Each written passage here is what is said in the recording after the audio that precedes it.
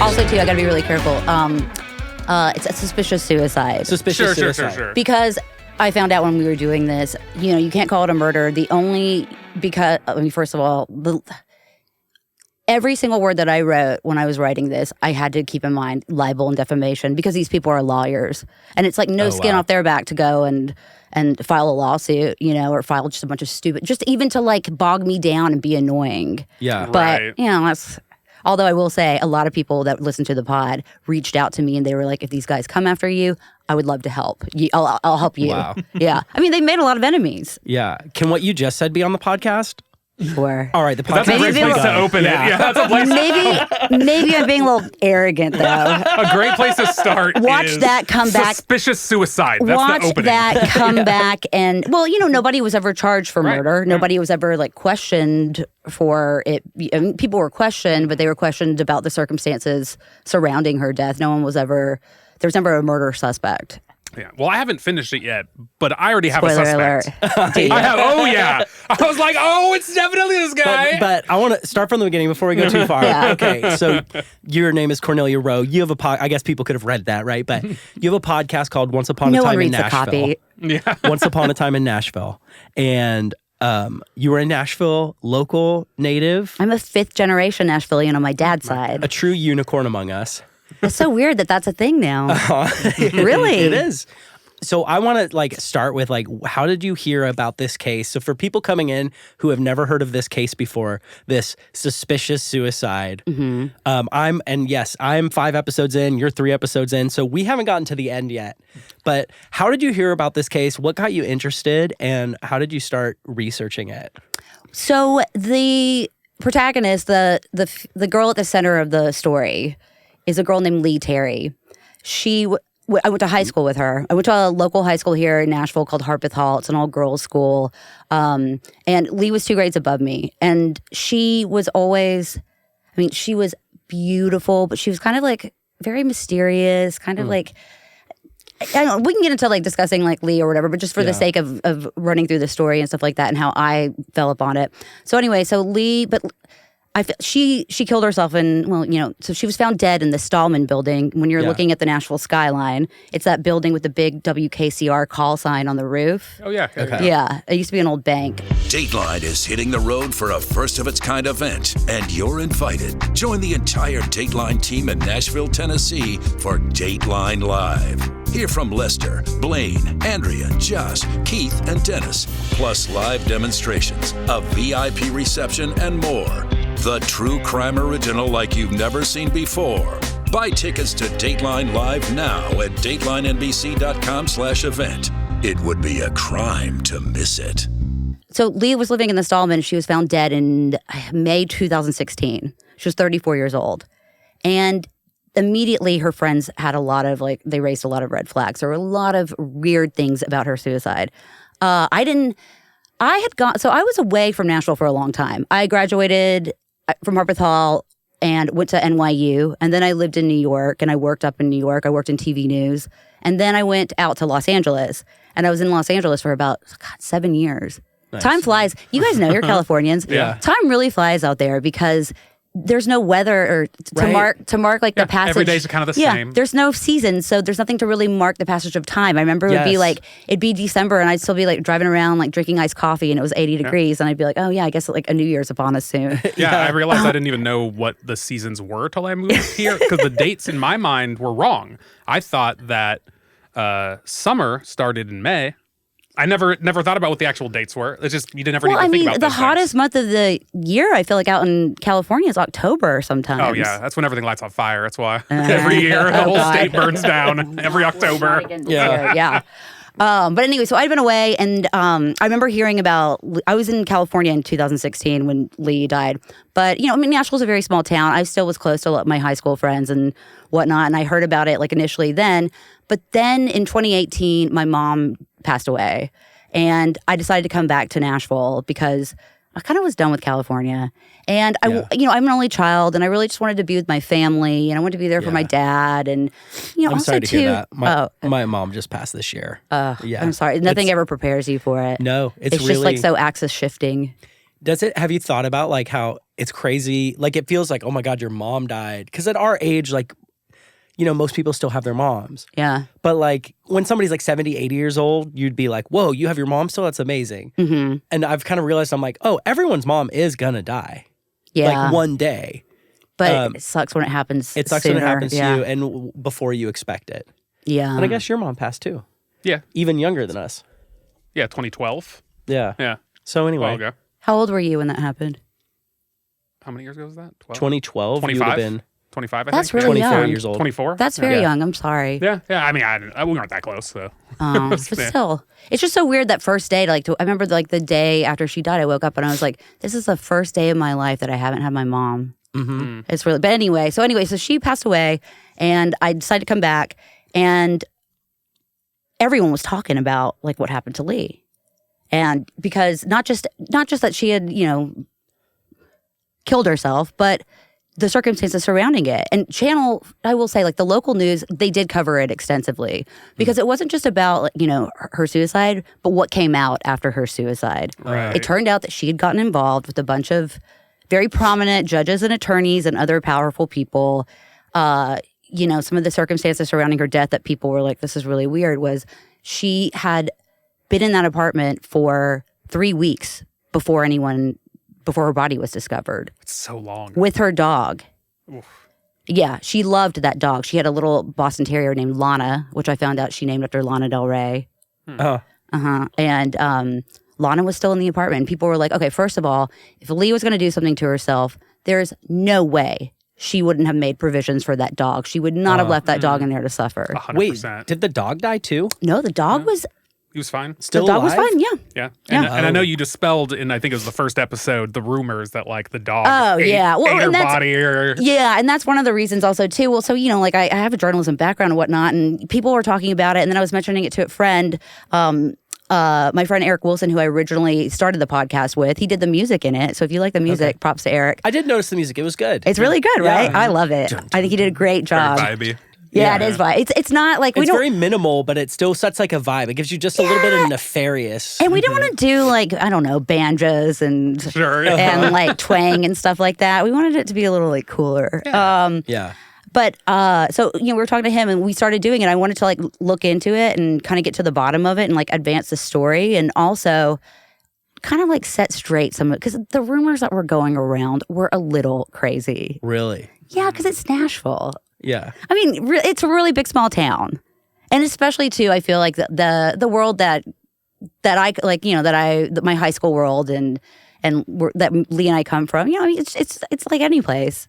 It's a small town. People talk. Yeah. Yeah. But one thing I've had while listening to the show, because I know all the places in it. You know what I mean? Like, Yeah. So you're talking about Green Hills, Yeah. and I'm like, that's Like- where we go to the movies. Like, I know where that place is. And the The Starman mall. buildings. Like, I know where that is, and I know where all the things are. oh, good. You know, I think we really wanted to capture like a strong sense of place. Yes, well, you did. And I'm having a weird experience because we live here where I'm like, it feels like I'm in it. Do you know what I mean? Like, Oh, good. It's a weird. I can't remember if I saw this in a movie or like a Twilight Zone. They did like a reboot a few years ago. But like there's some show or something I watched where like they do a podcast to be like modern. And the podcast is telling you about this murder story. And they have the person listening is the person acting it all out and is like, huh, weird, this podcast is about me. I had that experience listening to your show, like kind of like out of body a little bit, like I know I'm not in it, but you're talking about places I go every day, and Well, I'm also like, Where's the it's ghost so- of Rod Serling? yeah, It's so recent as well. yeah, Yeah, Which is crazy. And I will say, there was a lot of local news coverage. Yeah. But it still seems like it was a very fresh story for people, like people that have lived here in Nashville during the 2016, 2017, when most of it takes place, weren't really aware of it. But it's just also too, it's, from a storytelling perspective, it's got everything. It's got like a beautiful doomed blonde protagonist. It's got, Right. it's got sex and money and corruption and power and like this very vibrant, vivid setting. Because Nashville, I think what makes it really like a unique story is that it's in Nashville. I mean, it's a true crime story in Nashville. I think Nashville is like the real selling point. Because one thing about when I came back here, so I was telling you too when we talked on the phone, Ryan. yeah. The A story is what happened to Leigh. Yeah. and what it exposed. But the B story is Nashville. And here it is. It's this big, shining, bustling new. It's changed so much. It's grown exponentially. Right, you keep calling it a small town. Yeah, and but it's very much a big city. Nowadays, But here's the really thing. So here's the thing. But this is what we kind of explore. It's a big city, and we have all the trappings and all the garnishings of a big city now. You know, we've got Soho House, and we've got all these pro sports teams and all these nice things. But at its heart, it's still a very small town. And I feel like the power when it comes to law and business and politics and influence, that's still a very small town. Consolidated, it's still, yeah. So it's kind of looking at that, and it's like, well, as Nashville does grow and get bigger, and we have like kind of, you know, more outside influence and stuff like that, and people that aren't beholden to kind of the legacy of some of the people that are in this story and stuff, will that change? I don't know. I'm It'll just take a lot posing of the years. question. It'll be interesting. It'll take like yeah. Yeah, because you gotta essentially wait for the current crop to retire or die. Well, the Pretty old much how guard, it works, right? We actually originally called it the Old Guard. And Oh, really? yeah, but then that Charlize Theron movie came out on Netflix, and not that anyone would confuse the two, but it would have messed up our SEO. Yeah. I hadn't even heard about that. Yeah, okay. Yeah, there's Old Guard too. I do love Charlize, but Yeah. Yeah. It is interesting to think about because from the perspective of somebody, like I've been here 13 years, I've seen it change for sure. I've seen it grow. But I moved here from San Diego and I'm in the music industry. I have not met these people you're talking about, like the powerful people. I don't know any of them. I know some people who are like a little powerful in music, which is everybody's fun entertainment, but like lawyers, judges, those things. I don't know those people. And like what's crazy is like from all of our perspective, we just see like the people going about their way and going to Broadway and going on a pedal tavern or, you know, going to a show, getting a whatever. But all those people are invisible to us, but they could very much still be a small little clique of people that are running everything. Yeah. And there's just more of us to run now. yeah. Well, here's the thing though, with more people also too comes more money and more influence and stuff like that. I mean, you look at Brian Lewis is an attorney that Leigh had become involved with. At the time of her death, he was paying for her apartment. The apartment in the Stallman, he was paying for her car. He was paying for her, I think, like, you know, her prescriptions, her phone bill, all these things. I mean, how much should we get into like the plot? I'm happy to it's go up there. to you. Yeah, I yeah, will yeah. say, I wanted to ask you, like, I thought about this being my first salacious question to start it with, but like, Lay it on will me. we get to know the murderer by the end of this neither of us are podcast? Who says there's a murderer? Right. Suspicious No one legally. suicide, Ryan. Yeah. I mean, and that's also too something that we want to, you know, it's Leigh in the story and it's Nashville, but also it's and people, I will say, one of the greatest compliments I've gotten about it is people say we're pretty fair. When you listen to, I think it's episode 5, episode 6, we really just get into the nitty gritty of weighing both. Was it a suicide? Was it a murder? I mean, it was ruled a suicide, and it was a 5-month investigation, which is pretty thorough for that. Right. They put some work into it. Yeah, they That did. is pretty thorough because like a lot of people commit suicide and they write down suicide and there we go. And they move on, right? Yeah. Yeah. But that does suggest that there was a lot of fishy things that... Yeah, 5 months is a long someone time to for a wanna spend suicide. 5 months. Yeah. Right? That's not I don't want you to normal. reveal the murderer yet, the suspicious murderer yet, Well, regardless of what, I don't like what you think, the thing is that her death ended up exposing all this corruption much. that was going on. In the end, spoiler alert, in the end, you know, it put it like ultimately it put a federal judge or a judge in federal prison. Really? Yeah. Wow. We haven't gotten there yet. Yeah, Well, that's you fine. gotta You listen. follow. Yeah, we'll get there. We'll get there Yeah. eventually. No, we're going to. Yeah. Yeah. I But did going want back to to- ask before Go we ahead. go like too deep into who might have allegedly done it. What were some of those rumors? You'd mentioned earlier that there were rumors flying. So like, That the dog ate her kneecaps. ugh. Yeah. Well, that happens a lot with cats. When you die, cats eat you. Yeah. If you die in the house, I don't know. I assume dogs would also do that, but I don't want to believe my dog would eat me. You know. Right. But Yeah. also, He here's wouldn't the eat me. thing, He'd though. just cuddle up Look, next to me. here's the thing, though. I would not want my dog to like be hungry, so I Right. would sacrifice I'm myself. not for using my it dog. anymore. I hope that like scenario never has to take place. But also too, I remember someone was like, I think it's witness protect. I think she's down South America in witness protection. Oh, whoa. I think she fled to South America. And I'm like, no. That feels thin. Yeah, I was like, I'm trying to think what else. I don't know. It'll come to me. Yeah. You know, it's been a while. It's so funny. I spent so much time on this. I started it in 2018, took a pause in 2020, picked it back up with the LA production team that I put it out with. And also, as I mentioned, the lovely Sierra Pavia, who's the producer on this, is from San Diego, like you guys. Wow. Love San Diego people. Yeah. So you started in 2018. It happened in 2016. Yes. Right? And so going back to so like how I soon. came up on this story, I came back and I just actually also too, I'd been on a bachelorette weekend with a lot of my high school girlfriends, and it came up then, like we were talking about it, and everyone was like, it was so weird, and did you see like that interview with her friend on the news and all this sort of, and so we just kept talking about it, and I was like, this would be a fun little project to pursue. Yeah. And a podcast felt like the right format for it because it's such a layered story. Yes. I don't think you can tell it like. It's really hard to tell this story in, I don't know, like a 28-minute Right. Right. Yeah. You need that time You to like need get time. into all the details. There's a lot of figure it out, characters. right. There's a lot of like backstory. And, there's a lot of context that you need. Right. And Tell especially me about the research process. Like, because okay, so you do have some connection, like not to her direct exactly, but you went to school together. You knew of who she was, right? Right. So like, what did the process look like of then trying to,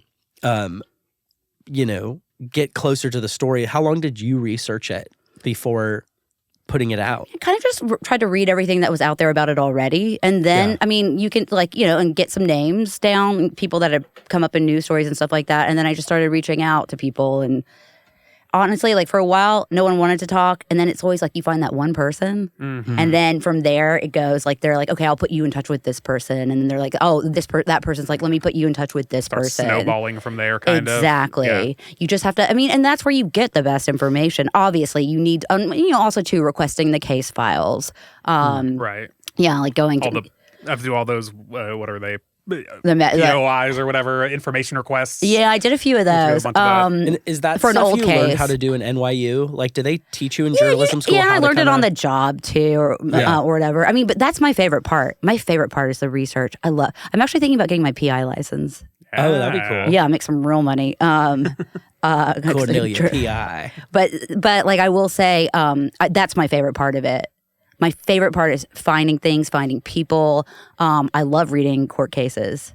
There's nothing better than sitting down with like a glass of wine and a blanket court transcript. I was about to say, and a good affidavit. No, seriously, but it's where you get the best information. And what's so funny, what's so like fun about reading, especially affidavits, is they're presented in proper legal tone, but they'll just be Right. describing the craziest stuff. Like I remember, do you remember Roger Stone when he got arrested? That crazy.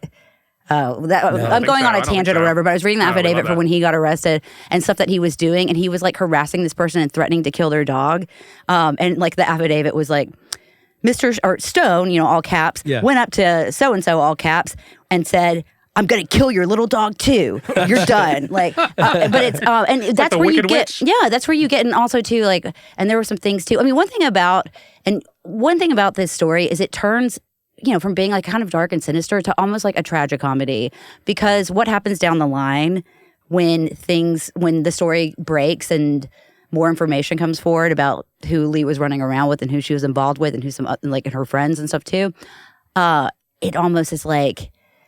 Someone was like, it's very Fargo-esque. And I was like, that's actually not a bad comparison. Because it's just kind of like small town crooks doing crazy things to try to throw off investigators and whatnot. Well, but where I'm at right now, you're talking a lot about like all these illegal gambling rings that were going on with video poker. Yeah. But I haven't gotten far enough to where that connects back. Okay. So it feels like a tangent at the moment. And I'm like, wait a minute. And that was actually one of the hardest episodes. It's my favorite episode. We go back to Nashville in the 90s. Because I think to understand like Brian Lewis, who's at the attorney that's at the center of this story, you need to understand his daddy. His daddy was a very prominent guy in Nashville.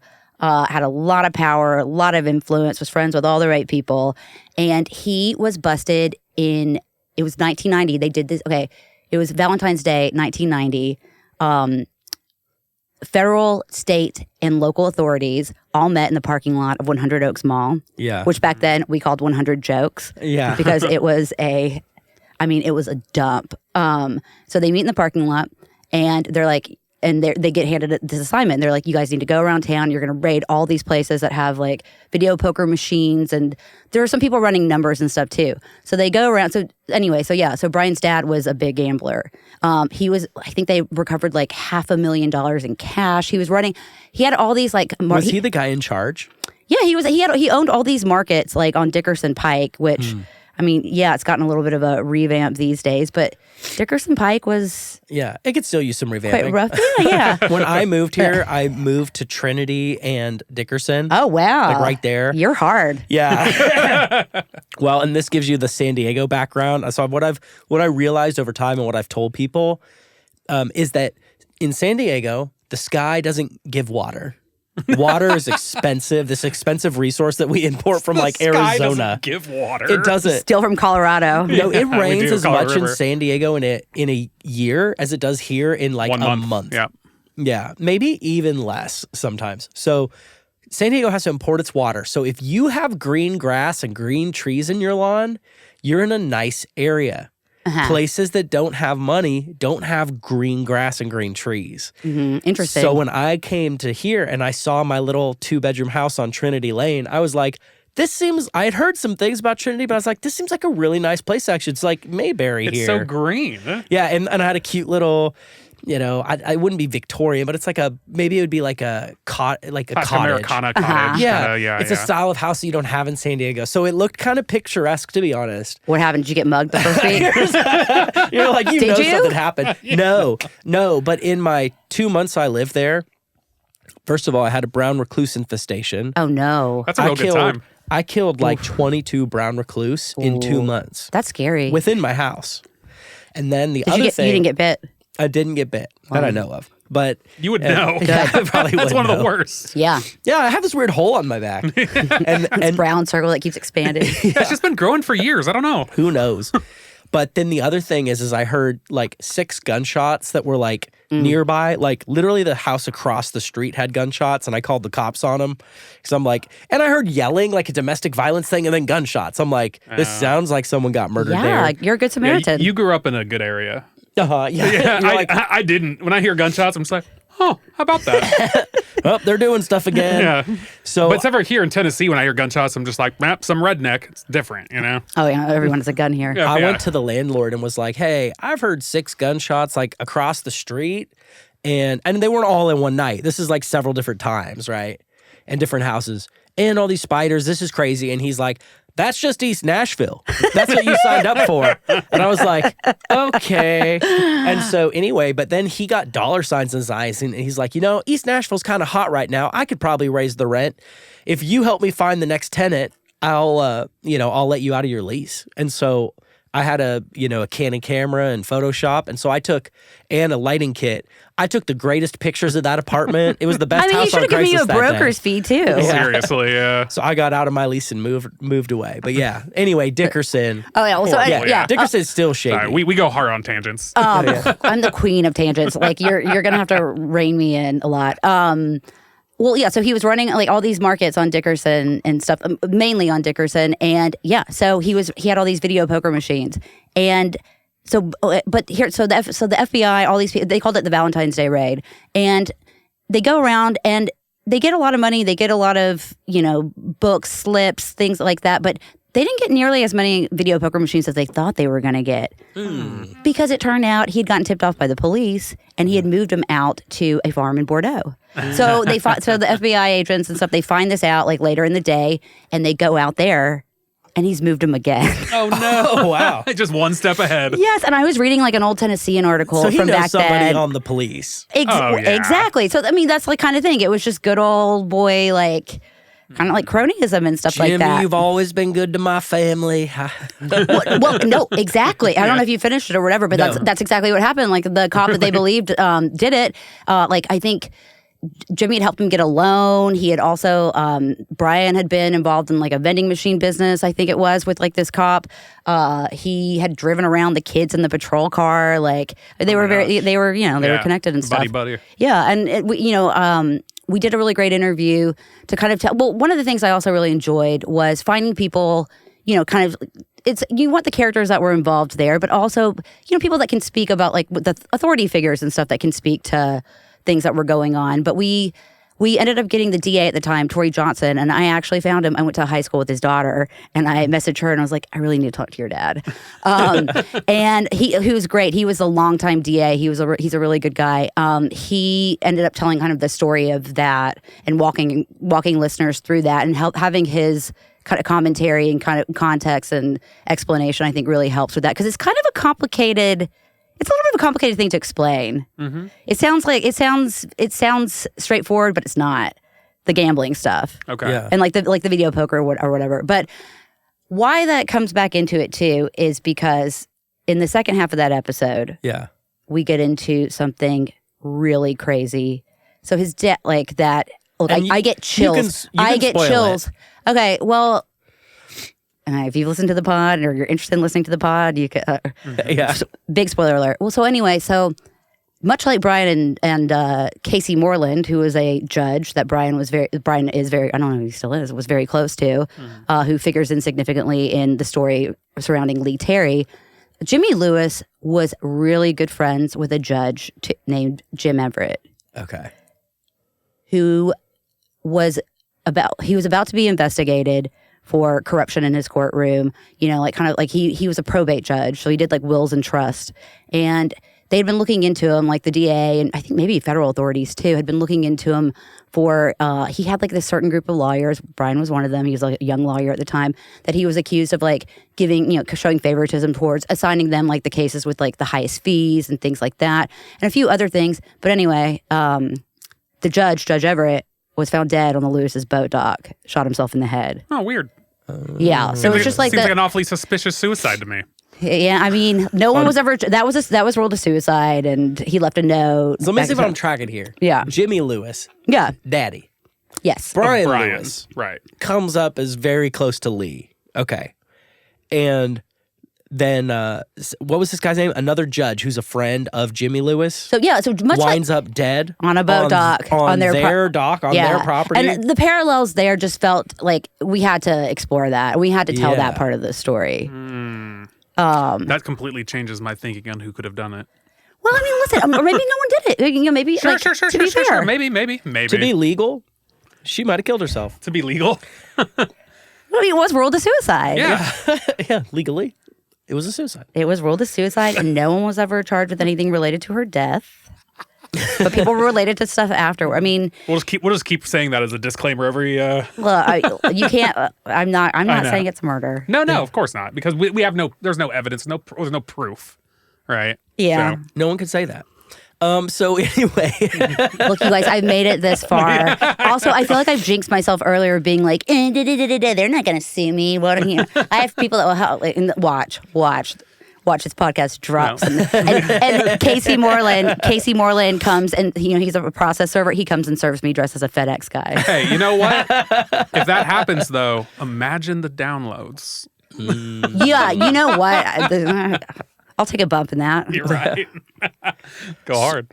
But so that's why he's found. That's why we wanted to also dead. So he was found dead on their boat dock. He had shot himself in the head. Who owned the gun? I believe it was his gun. Okay. It was the judge's gun. Leigh's wasn't his gun. No, the gun. Yeah. So going back to the red flags about Leigh's death. First of all, she was in there for 3 weeks. Second of all, the dog was in there. And the thing is like her being in there for 3 weeks, why that is significant is because a week before she died, she had gone on a trip to Gulf Shores, Alabama. I love to. So she had gone down. It was her and Brian, and then her friend who was hooking up with a judge, and then another girl who was hooking up with another lawyer. So they took a private plane, and I love this. Oh my God. They didn't take it to like Aspen or the Bahamas or Verbier. They take it to Gulf Shores. To the sandy white beaches of Gulf Shores. So they go down to Gulf Shores. Is that Alabama? Yeah. Oh, yeah. Which, by the way, I think you're on this episode. Isn't it the boyfriends and girlfriends? Yeah, the trip. Yeah. Did they call it that, or is that just what people have termed it? That is what the wonderful Steve Cavendish, who was the editor of the Nashville Scene, who we interviewed to kind of like walk people through that story. That's what he called it. He was like, it was more of like, it wasn't boys and girlfriends fishing trip. He said that, and I really liked that. So we wanted to call the episode that. And how many of those men were married? All of them. But not the people that they brought with them. No, they were their mistresses. Yeah. They're all married with kids and prominent members of their communities. And then they bring like some younger girls around to their trips to go have fun at Gulf Shores. Yeah, so they had gone down to Gulf Shores. This was a week before Leigh died. And I've just never had that kind of money. Like, I don't know about that lifestyle. I'm like, why didn't you bring your wife and kids? That wouldn't be as fun. So she goes down there, and from the beginning, she does not want to go on this trip. Mm-hmm. She does not want to go on this trip. Huh. But she ends up going on it. And from the beginning, she's causing a scene. She's not happy. She doesn't want to be there. She gets very intoxicated on maybe the plane, or they go to a restaurant when they land in Gulf Shores.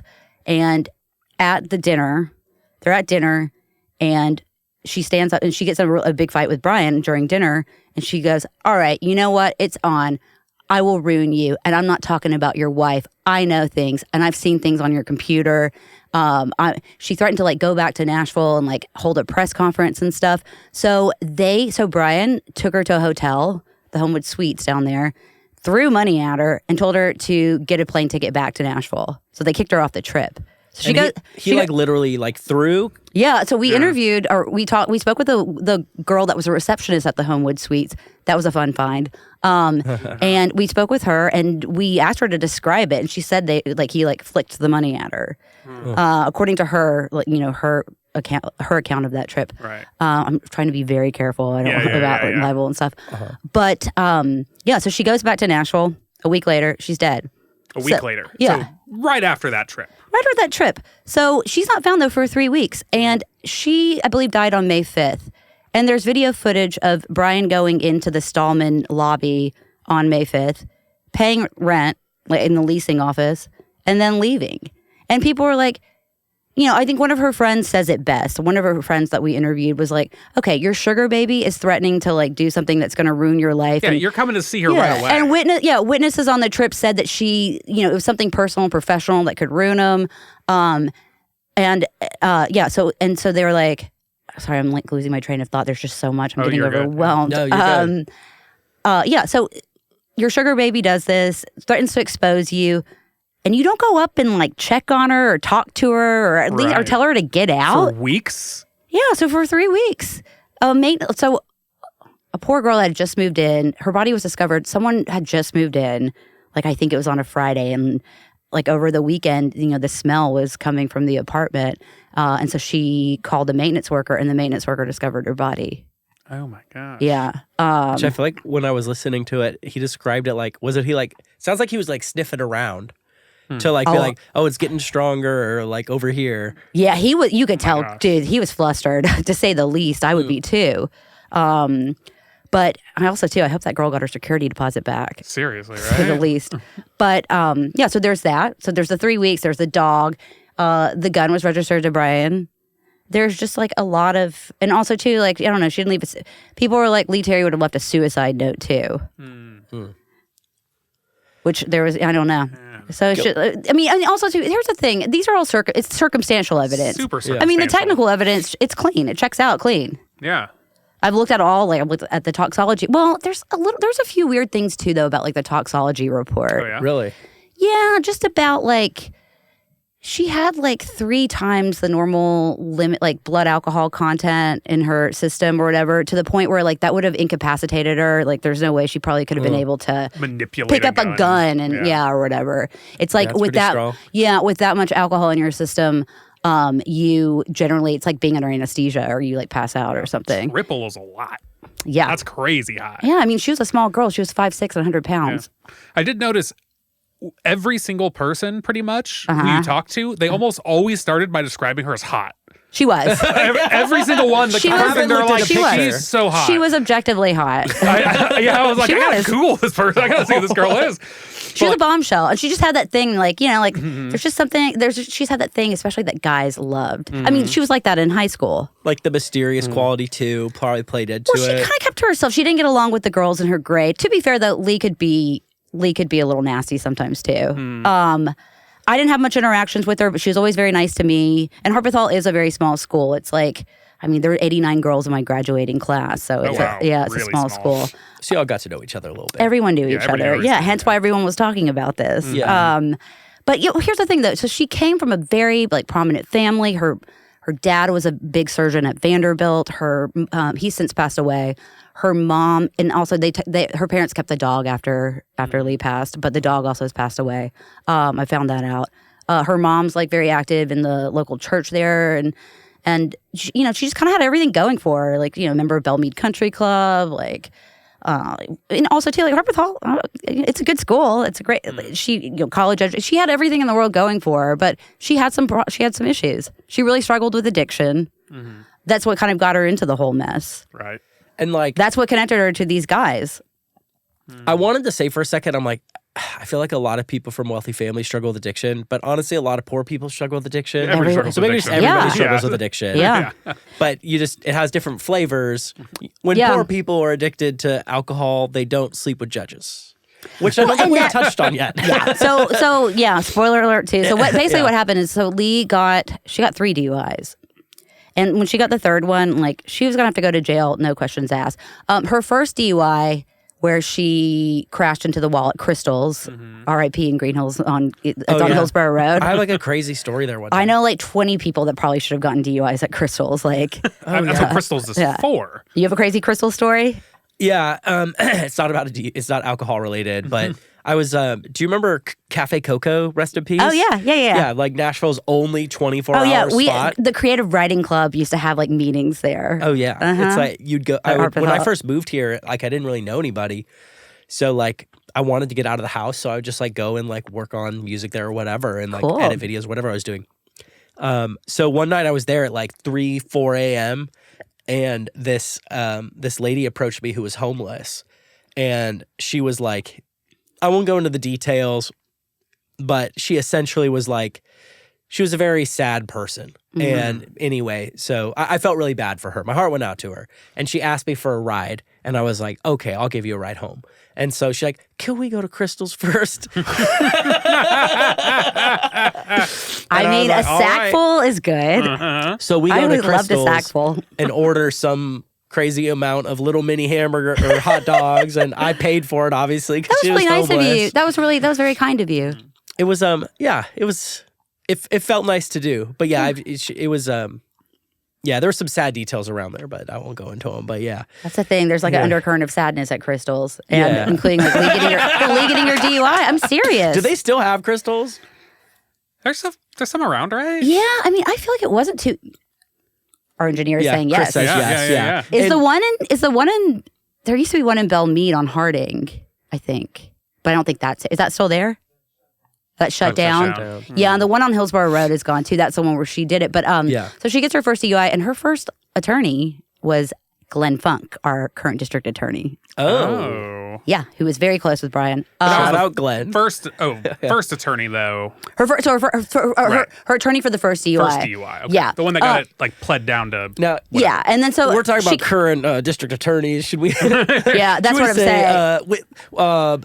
We haven't said disclaimers yet. We're just talking to a person who did a podcast. Who's just yeah. talking about something that was in the news. We don't know anything about these people. So anyway, Glenn Funk, district attorney. He was her lawyer. He was her attorney, and then when she got her second, I think he had become district attorney, and so Brian became her attorney.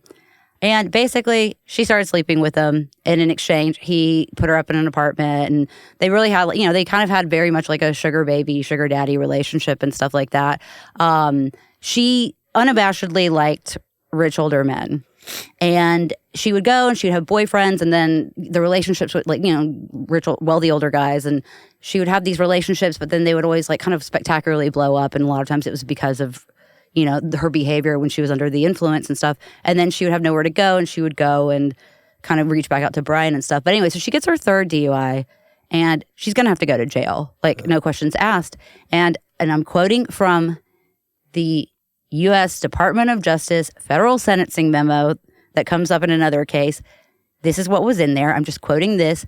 Brian allegedly told Leigh, according to the DOJ, you're in big trouble, and if you want to get out of it, you're going to have to do something equally big. So anyway, basically what happened was she went down to Dauphin Island because that's where they like to hang out. She went down to Dauphin Island. This was the first time. This was like a few years before her death. And we think she slept with Judge Moreland there. Like she definitely did sleep with Judge Moreland. Judge Moreland and Brian were best friends. So like this relates back to like the case that came out about Moreland or whatever. I mean, I don't know. I think like I'm trying to remember. I'm trying to get it all straight because there's a lot of little details, but I think they might have had relations in his chambers. He definitely did have sex with another girl in his chambers because you'll see when that's actually one of my favorite parts of the whole story. He had another mistress, one of Leigh's good friends, who also got some DUIs, and Leigh was like, well, you should meet my friend, Judge Moreland. Right. And they go to Pinewood Social, and they meet, and then the next thing you know, like this girl, like she had like some charges and fines and things related to a DUI, and those were expunged, and then they began a relationship, and one night they went to, they met at Batter's Box. Have you guys been to Batter's Box on Hermitage Avenue? I haven't even heard of it. Oh, that's a good dive. Is it? Okay. Oh, yeah. It's a good dive. I hope it's still there. I don't know. I think it's still there. They went to Batter's Box, and then they went back to his chambers, and they had sex. And the next day he texted her, my desk still has butt marks on it. They were exchanging sex for sentencing. Yeah. And this is like proven on the record. The tale as old as time. Well, this is what the Judge Casey Moreland got in trouble for. I mean, he went to federal prison. Oh, for this Well, specific... but actually it wasn't for exchanging the sex for sentencing. It was like witness tampering and obstruction of justice because what he did to try to throw off... Okay, so the FBI gets involved and they start looking into him. And into the Leigh case? Or is it because of the Leigh case? Well, so spoiler alert. Okay. Lots of spoilers. So basically what happens is after Leigh dies, one of her friends who was on the girl that was sleeping with Judge Moreland and stuff, who had been down on the trip, she starts to get a little nervous. She's like, something weird happened to Leigh and it could happen to me. Yeah. So she gets convinced to go on Channel 4 and sit down with Nancy Amons. Oh, wow. And she sings like a canary. She talks about the trip. She talks about how they were sleeping with these guys, to get out, to get legal help and to get out of their sentences and get out of their fines and court fees and things like that. She talks about, what the fight down in Dauphin Island and what Leigh had said. She talks about everything. And the FBI watches it and they launch an investigation. And the stuff that Judge Moreland does to try to thwart the investigation, it's hilarious, but also, it's sad. Right. He went and got this contacted this amateur, this guy who was a former amateur wrestler named The Beast. He literally tried to get him to find someone to plant drugs on this girl, in her car and get her pulled over. Oh my gosh. They wanted her to sign a fake affidavit, and he stole money from the Davidson County Drug Court to try to pay her off. All this stuff. So it was more about obstruction of justice, and then stealing funds from a federal program like the drug court. It wasn't. No one ever. So that's the thing. No one ever was charged with Leigh's death or even for the sex for sentencing. So. Okay, so that was the investigation against him specifically later. Yes, Judge Moreland, and he was trying to thwart things and whatnot. Was there evidence of people trying to thwart the investigation of the Leigh case? No. Okay. No. At least nothing that we found.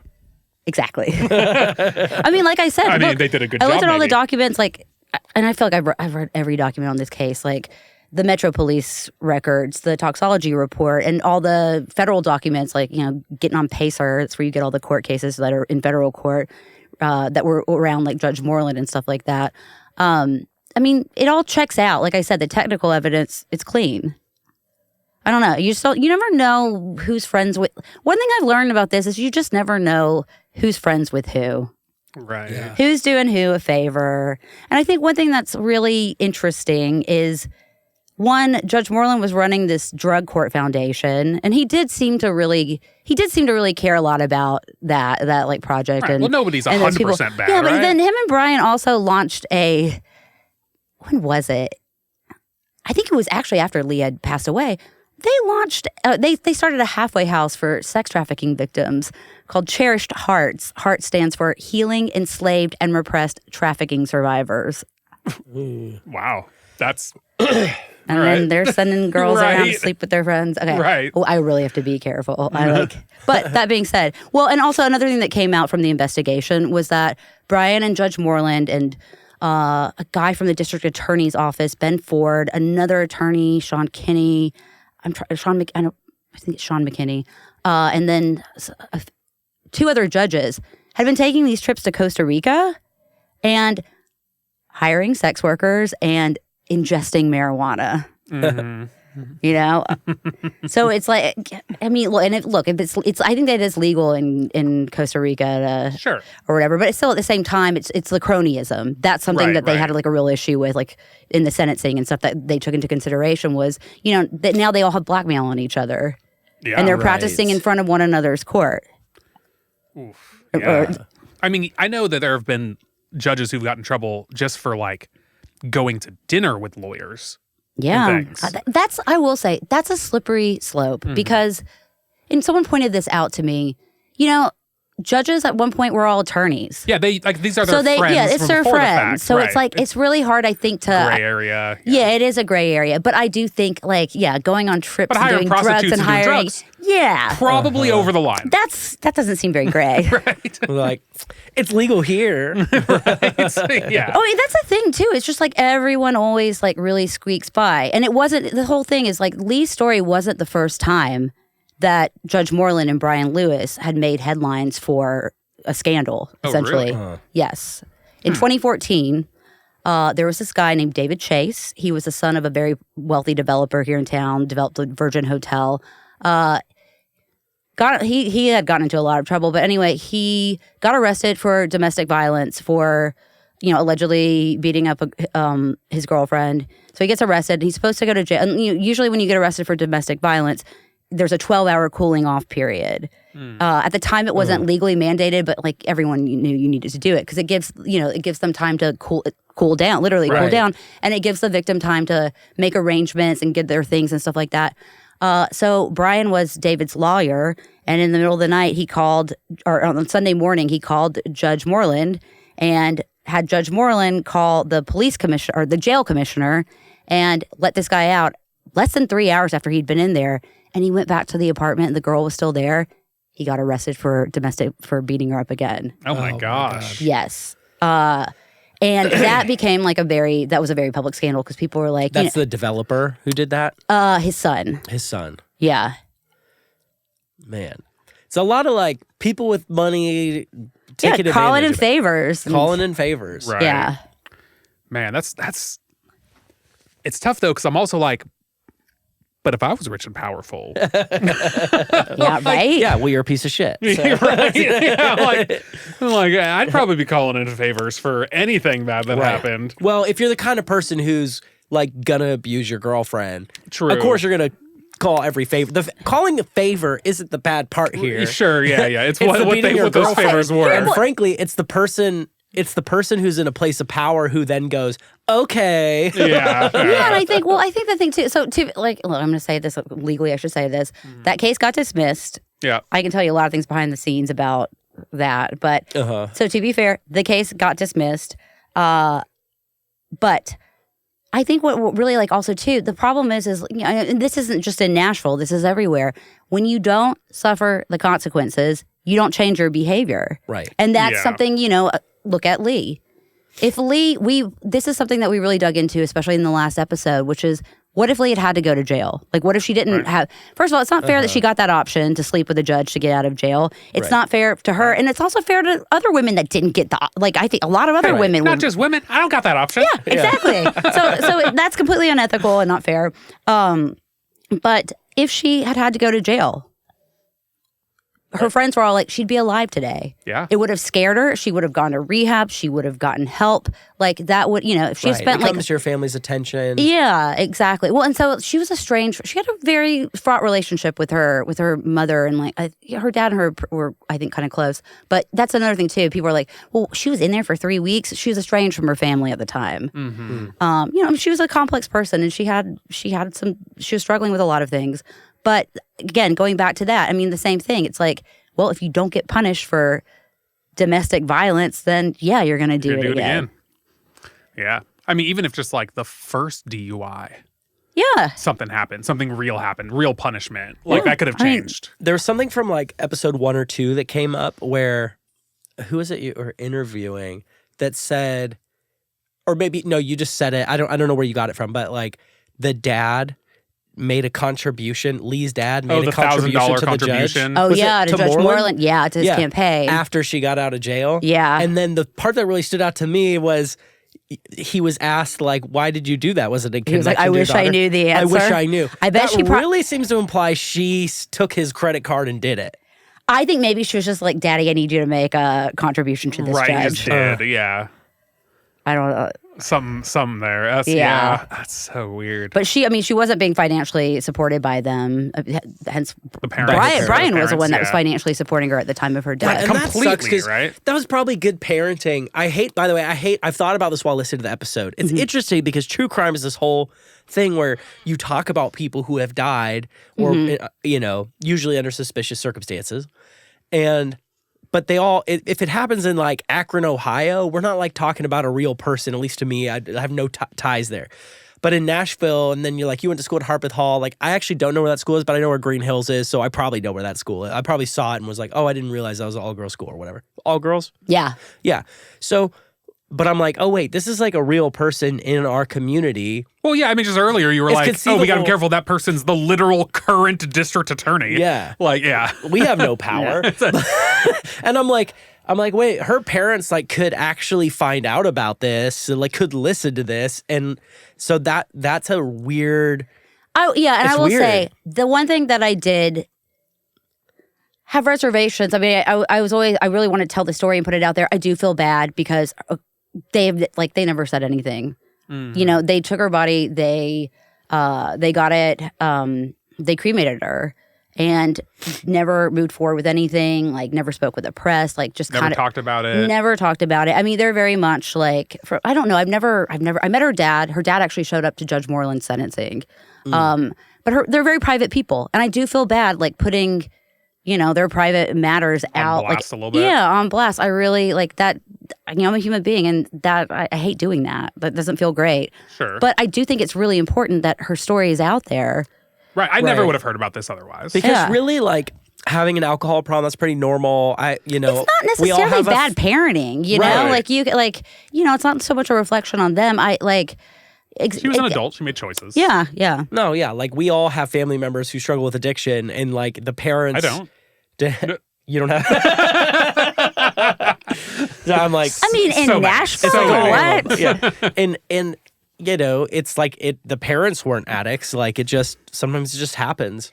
It's like you can do. Look, I think you as say a her parent, mom's you like can a- do everything right, and you just don't know. I mean, that's the thing about being a parent, I guess. And Yeah. Not maybe she one was- yet, but maybe she had a heart of gold, but drink too much. yeah, and a lot of And pills. yeah, a lot of addiction is genetic. Right. Yeah. You just never know what's in there or whatever. And I do feel I did feel really bad in that respect. But I will say, we get to the I don't know how much I want to tell you. It's up to you. Maybe I should say it off afterwards. I don't want to spoil it for Or save listeners. it to the end. Well, Make them keep listening. so there was allegedly Leigh had an iPad with some damning Oh. material on it. What happened to that iPad? My dad's it's probably at the bottom of the Cumberland River. Right. But no one can access her iCloud unless they get law enforcement can't unless they get permission from her family, her next of kin. And they're not wanting to. I guess not. Yeah. I have tried. So I mean, I feel for her. Her dad. Look, her daughter's dead. Her dad, her husband's dead. I really feel for her mom a lot. Right. That's it's got to be hard. Let's thought she's like a sweet lady in the community. Yeah, I mean, I guess so. I think, like I said, I didn't know her or them, and I don't want to speak for them. Yeah. But yeah, she is a really prominent member of the community, and she does a lot of work at the local church and stuff like that. And I do I wish I could connect with her. I wish she would give them permission to do that. But I don't know. Right. She's got her reasons. It's not my choice. It's not, and I respect that. Right. and It's whatnot. like, She just doesn't want the whole thing like brought up and out in public again. I think it was really embarrassing too. Oh Right. yeah, I'm sure. Oh man, I know. I hope that it's if it was me, if I'm the mom, that I'd want to know. that I want to know. Yeah. Like, you know, I mean, not everybody's that way, but like, I feel like day one, I'd be like, yeah, let's get into it. We couldn't get in touch with her, or there are a few people that we couldn't get in touch with that I would still love to get in touch with. Yeah. One of them being Detective Robert Anderson, who oversaw the case. I can't find him at all. Can't find him? I don't think he works there still. And that's such a generic name, too. It doesn't help. I know. I don't know. I was thinking about that. I would have loved to just have spoken with him. is he at the bottom of the Cumberland with the iPad? Right? I don't know. Oh, man. Yeah. God, there's a lot of things at the bottom of the Cumberland. A lot of Nashville's secrets. So many secrets. That should be your next podcast, The Bottom of the Cumberland. Yeah, get some You scuba know what? gear. I did. I actually proposed. Like I actually pitched. So back in the day, there was this really great music festival called Edge of the Cumberland. Oh. That happened, and it was so fun. It was kind of like an alternative music festival, and it was right along the banks, like down there, you know, like where Broadway meets the Cumberland, and it was Yeah. all along there, like all along like. Not you know, like not Second Avenue, the other side of it. It was so fun, and I was like, "Oh, we should call it Edge of the Cumberland." But in LA, they were like the LA team They was don't like, know that, "That means nothing to us. Yeah. What is the Cumberland?" And I was like, "Okay, fair." Yeah. Yeah. Once Upon a Time in Nashville was actually a working title because you know, like Once Upon a Time in Hollywood, Once Right. Upon a Time in Mexico, or whatever. And then finally it came time to like release it, and we were like, "I guess we should just go with it." Right. Yeah, it's a great That's a name. good It's a great title, yeah. It alludes to something. You don't know what it's going to allude to, but it's intriguing. Underneath those neon lights is a dark current. Well, and Nashville's become so popular in recent years, Right. Yeah, like yeah. people are interested to find out whatever happened once upon a time in Nashville. Yeah, I guess so. I hope so. Yeah. Right. Because are you working on another story now? There's an open and shut case that's happened that I would actually love to delve into and do a podcast about. But listen, you guys, the media landscape right now, it's tricky. It is hard. It's hard to get funding. It's hard to, I mean, even to like getting this thing out, and it's hard. It's just, especially too, the true crime, that market got really saturated. Oh, there's a lot. Yeah. Yeah. So I feel like in terms of like when you're trying to find like a distributor and things like that, Still really popular, though. I guess so. It's still massive. Yeah. Well, tonight's guess- episode is sponsored by Dateline. Oh, can we So- talk about that? I was just Yeah. about to bring up Yeah. Dateline. Listen, Dateline is the OG. It is the gold standard. I actually don't listen to a lot of true crime podcasts. I know I sound like a pick-me maybe saying that. Like, I don't listen to a lot of true. I don't, but I watch Dateline. Yeah. They're the OGs. I mean, Yeah. they've been doing it for a long time. They're the ones that created the. I feel like they whole created the thing, yeah, genre. maybe. They They might created. have. Do you watch it? I mean, I've seen in the past, but like not Well, accurately. listen, My wife's Actually. a big fan. Oh yeah. Listen, Which it's interesting, like if you've got XX chromosomes, then you like Dateline. right, right. But I think also too, one thing that Dateline does a really good job of is painting a picture of the victims. You know, they always have their family members or their friends. I really like that they're respectful that way, because sometimes I do think that like true crime has gotten a little bit like popcornified these days, where people are just like, "Oh, I love murder," and it's Right, like, right. I mean, you know, like I'm not trying to like wag my finger and be Miss Morality or whatever, but like, you know, I don't think we should treat it like as a sport or Right. recreation. Like someone did die. Like these are real Someone people. died. These are real people with like Yeah. real family members and real friends, and I think like you got to be sensitive to that. And I think that one thing that Dateline does really, really well is they do always really highlight the person who passed away. They're really good about sharing their story and their traits and fleshing them out, like what you were saying, like as a person, where you Yeah. feel like you know them. And I think that means more. I was just watching another story that I really like followed a lot is the Idaho murders. Right. And was it Peacock or no, it was Amazon. Amazon just came out with a great documentary, 4-part series about the Idaho murders. And for the first time, they're like their parents, like the kids that were killed, their parents speak. And it is so moving and it is so poignant. And it just really like made me rethink so many things about the case and stuff. I think that's important. I think one thing that we really wanted to do with this podcast was really like present Leigh as a fully dimensional person. Yeah, she had some problems. And I think on the surface, she looks like, oh, like, I think, especially from the news reports too, and they're limited with time. They can't really dig into her. Like, that's one thing. The hot button sentences. Yeah, you can't or whatever. She kind of did look like a gold digger and a troubled gold digger, but she was a complex person. I really wanted to get Leigh across, like who she was. She meant a lot to a lot of people. A lot of her friends were once one friend of hers spoke, the others were all like, I want to talk about her. I want to paint a better picture of her. What did they say about her? They just said that she was loving and that she was funny. And they all said she was super hot. I mean, like I said, she was objectively hot. Well, in the podcast, there's one girl who speaks who's like, look, if you're a hot girl, you have like a choice to make. Right, yeah. Her old childhood friend. They just shared a lot of stories and about how I think she was very good to her friends. If you were her friend, then she went above and beyond for you. Like, she really took care of her people. Yeah. Man, what's crazy with like you were saying, they're real people, but also it's like I feel like it's a little extra pressure on the story that you've done just because it just happened.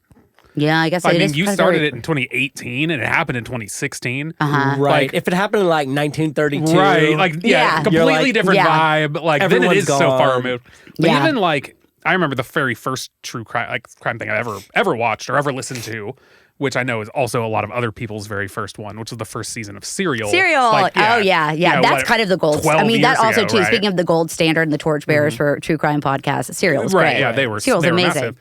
But even This that is first a season collect call from Adnan. Right.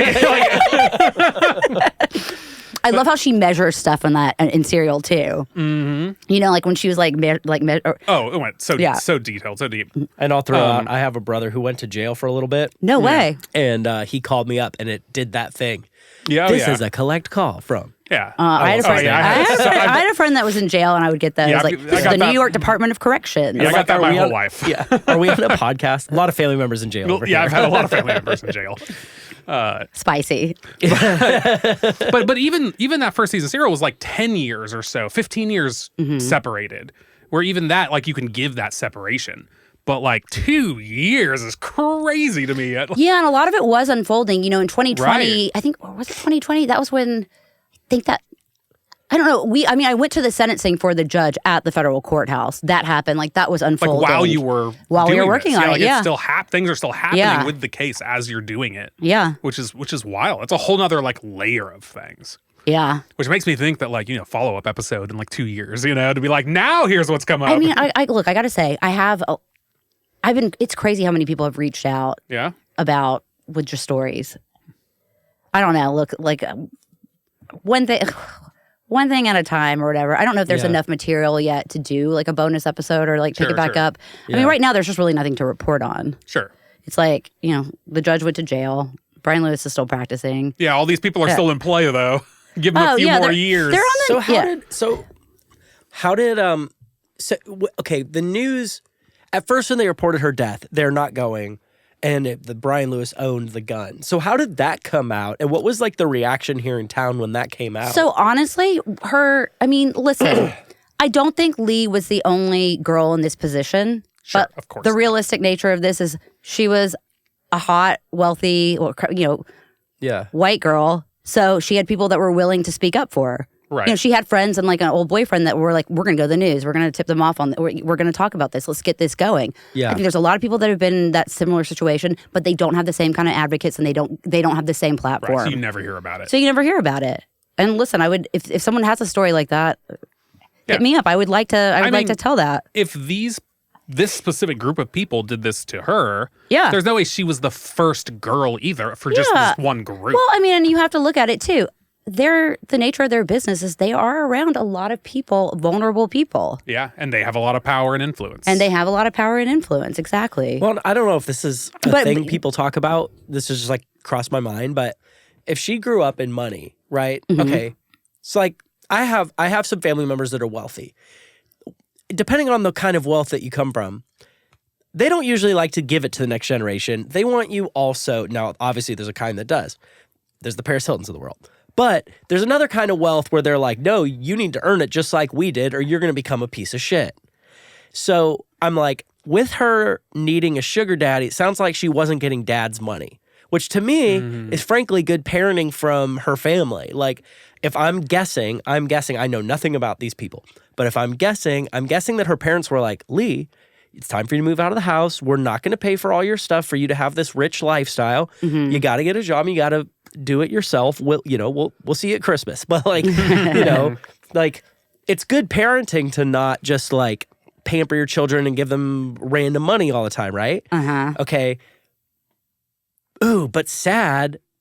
Well, let me not say sad. Let me instead just say the fact that she needed had a sugar daddy.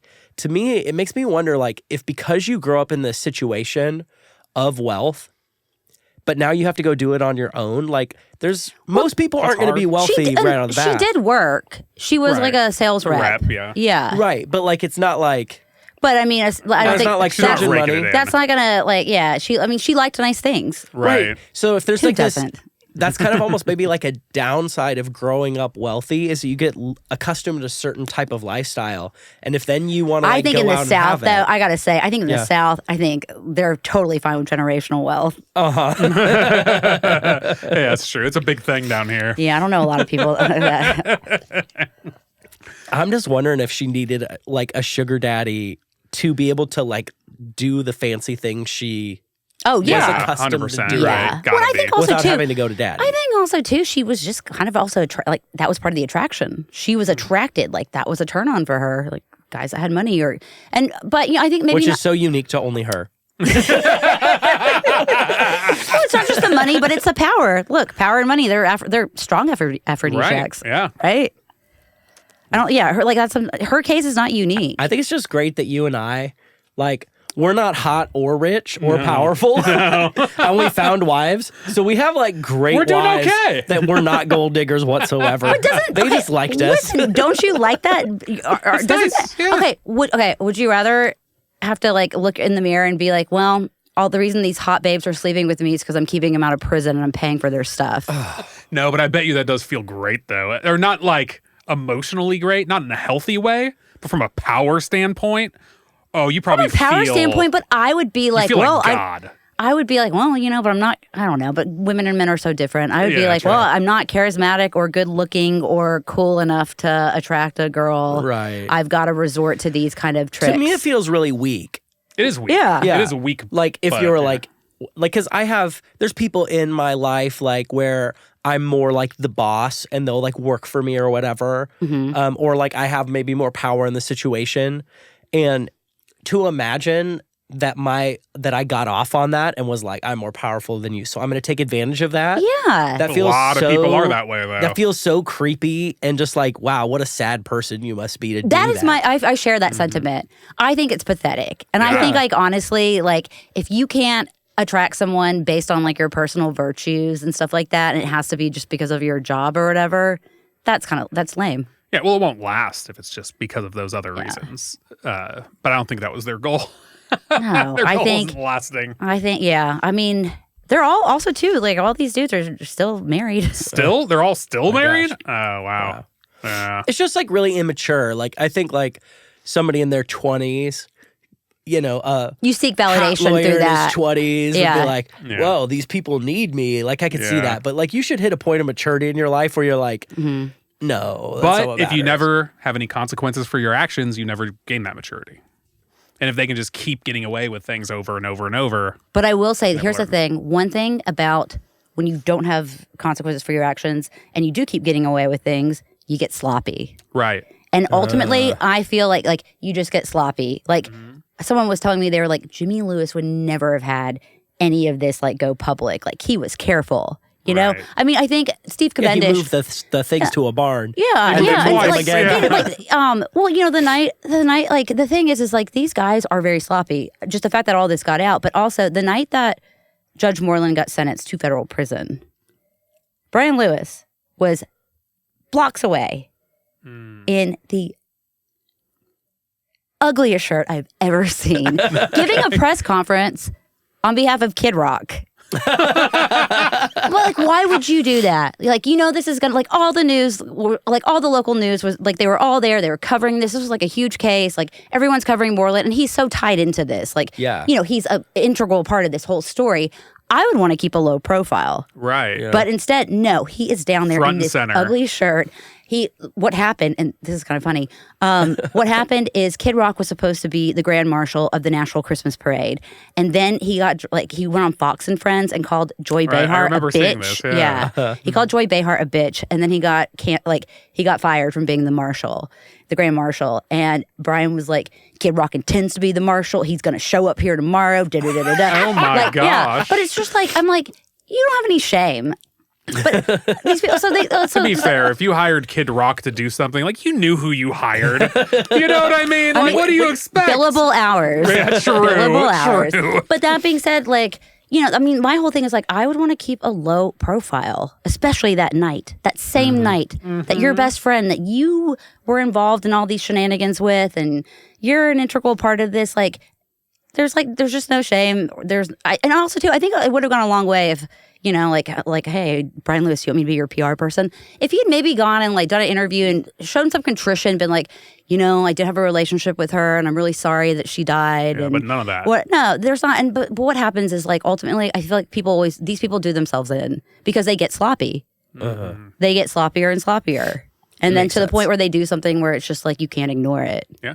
I mean, that's how they got, Al Capone, right? Yeah. Tax evasion. Couldn't give him anything else. And it's always the money. Yeah, and it's always the money. Some sketchy with the money didn't cover it up good enough, and that's how you get him. The IRS will always find you. Well, where I'm at, so I think I said I'm in episode 5, but I think in episode 4, she was found dead, and they interview Brian Lewis. Yeah, we have the police interviews at the police in there. interview, yeah. Mm-hmm. Yeah. Which, how do you even, maybe tangent, how do you even get that? You can request it. Listen, I gotta say, one thing about this whole process that we do have a pretty transparent system. Like, it's all out there and you can get it, but they don't they don't make it easy to get. Not that they're not, like, willing to give you stuff. It's just not streamlined at all. Right. It's like certain things you have to go by, by the county, or in other places you have to go by, like, the state, and it's just it's. And they use fax and shit. Yeah, all those annoying facts. Yeah, but we have the Freedom of Information Act. Yeah, but also too, I mean, look, if a case is closed, you can request public records, and you get all the material surrounding that case, including the police interviews and stuff like that. Like, we do have a very open and transparent system. It's just not easy to figure out how to work it, I feel like. Right, yeah. Which is why we need people like you to take the time to do it. It's really not that hard. I'm telling you. And if there's a case, I'll do the dirty work. So in those police encounter, like, interviews, and how long was that after the death? Like, after, it sounded like it was almost like next day. Yeah, really it was. I think it was like her body was discovered on the 25th or 26th of May. And I mean, Brian did 2 interviews with her, or with Detective Anderson. Well, he did 2 different interviews, and we get into this too. The first one was with another detective, and then the second one was with Detective Anderson, and they're very different, those interviews, in tone, in where he's sitting. In one interview, he's sitting facing the camera.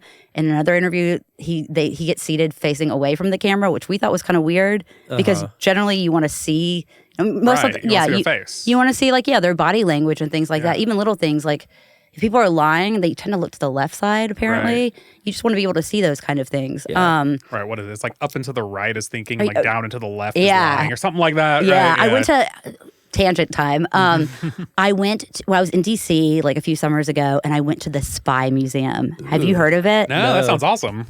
I could have spent all day in that Spy Museum. It was incredible, and it is just so good. But they go, there's a little part that there's a little section too devoted to, like, interrogating and how you can tell when people are lying and things like that. I gotta say, here's a plug for the International Spy Museum in D.C. Go, run, don't walk. The next time you're in our nation's capital. The next time you're in our very protected nation's capital. I mean, it's essentially like a CIA museum. Is it more international? No, it's totally international. Okay. I mean, it is so cool, and I could have spent so much more time there. Yeah. It is huge. It is vast. It is so cool, and it's not just like American spy. I mean, it really delves into things. They have this like one, like, it's very immersive too. They have this like one section where you can, like, hideout in a car that used to like one of the cars that used to smuggle people over the wall. Oh wow! You know, Like, like when, yeah. when like when East Germans wanted to try to get over to West Germany and stuff like that. You know, they had a special way, like they had a special car that they like could take off. This like you can get down in. It's really cool. Oh, Wow. But anyway, back to Nashville I love and that stuff. I know. I love all that. from Where we're DC to Nashville. Okay, so we're talking about the police interrogation. Yeah. And they're like, hey, you're not a suspect, but there's some suspicious things surrounding her death. Mm-hmm. Which is interesting to me for them to like hone in on so quickly. That like next day they're like, this is a little suspicious and we're talking to you. I mean, I guess some of those things could be that he was a signer on the apartment. Yeah. And it was his gun, which I don't know. I'm still curious if they knew that right away or if that took a while. I mean, you could probably look that up. The gun was immediately. registered to her. Yeah, to if him. it's registered. Well, if it was purchased by him or And so whatever. they're talking, and he's like, well, I gave her several guns. Oh yeah, I remember she liked one with a little laser on it. He says he's like, I gave her. She liked the little laser on it. That actually, so one thing that actually kind of, I was like, oh, that's so weird, is the gun that was used. Yeah. is the same gun I'm literally currently shopping for right now. Really? The exact like a same Bodyguard one. 38. Yeah. Yeah, Bodyguard. I'm looking for one for my wife right now. Oh yeah, it's a cute little. Yeah, it's cute little. gun. Yeah, it's so good. They're so good. And I heard that, I was like, oh my god, that weirded me out a little bit. I was like, I'm literally shopping for this. Are you thinking now about like moving over to like a I know, a nice little revolver? Do we have any reason to believe that she was like depressed or Yes. suicidal? Yes. Well, it goes back and forth. I mean, look, I think she was taking medication for depression, and obviously, I think addiction and depression kind of go hand in hand. Right, and alcohol and depression medications do not go hand in hand. Yeah. Right. And there was that empty bottle of Fregenet Cordon Negro. I should have bought a bottle of that for tonight. Actually, when the podcast came out, the girls in LA, the producers in LA, they sent me a bottle of Fregenet Cordon Negro, which that was actually a red flag because her friends were all like, there's no way Leigh Terry would have had like a cheap champagne bottle next to her. She would never have drank that stuff. Wow. Well, I will say the one thing that makes me go, okay, it's possible it could have just been a suicide, was that we have a body. Yes. Because why wouldn't you just disappear her? Yeah. Like, if you're that powerful, why wouldn't she just be gone? Well, I mean, the thing is like she also too is a prime candidate to kind of put this on. Think about it. A little bit of a loose cannon. Yeah.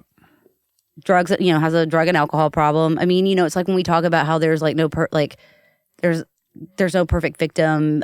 She's not she. Right. So it is easy. I think it's very easy to pin it on. She had a history of like prior suicide attempts. We get into that in later episodes looking at it. She did have I think she had maybe 2 prior suicide attempts. But also too, one thing, another red flag was her friends were like, yeah, but if she were going to do it, she wouldn't have done it. She wouldn't have. Okay, look, when you shoot yourself in the face, it's a violent death.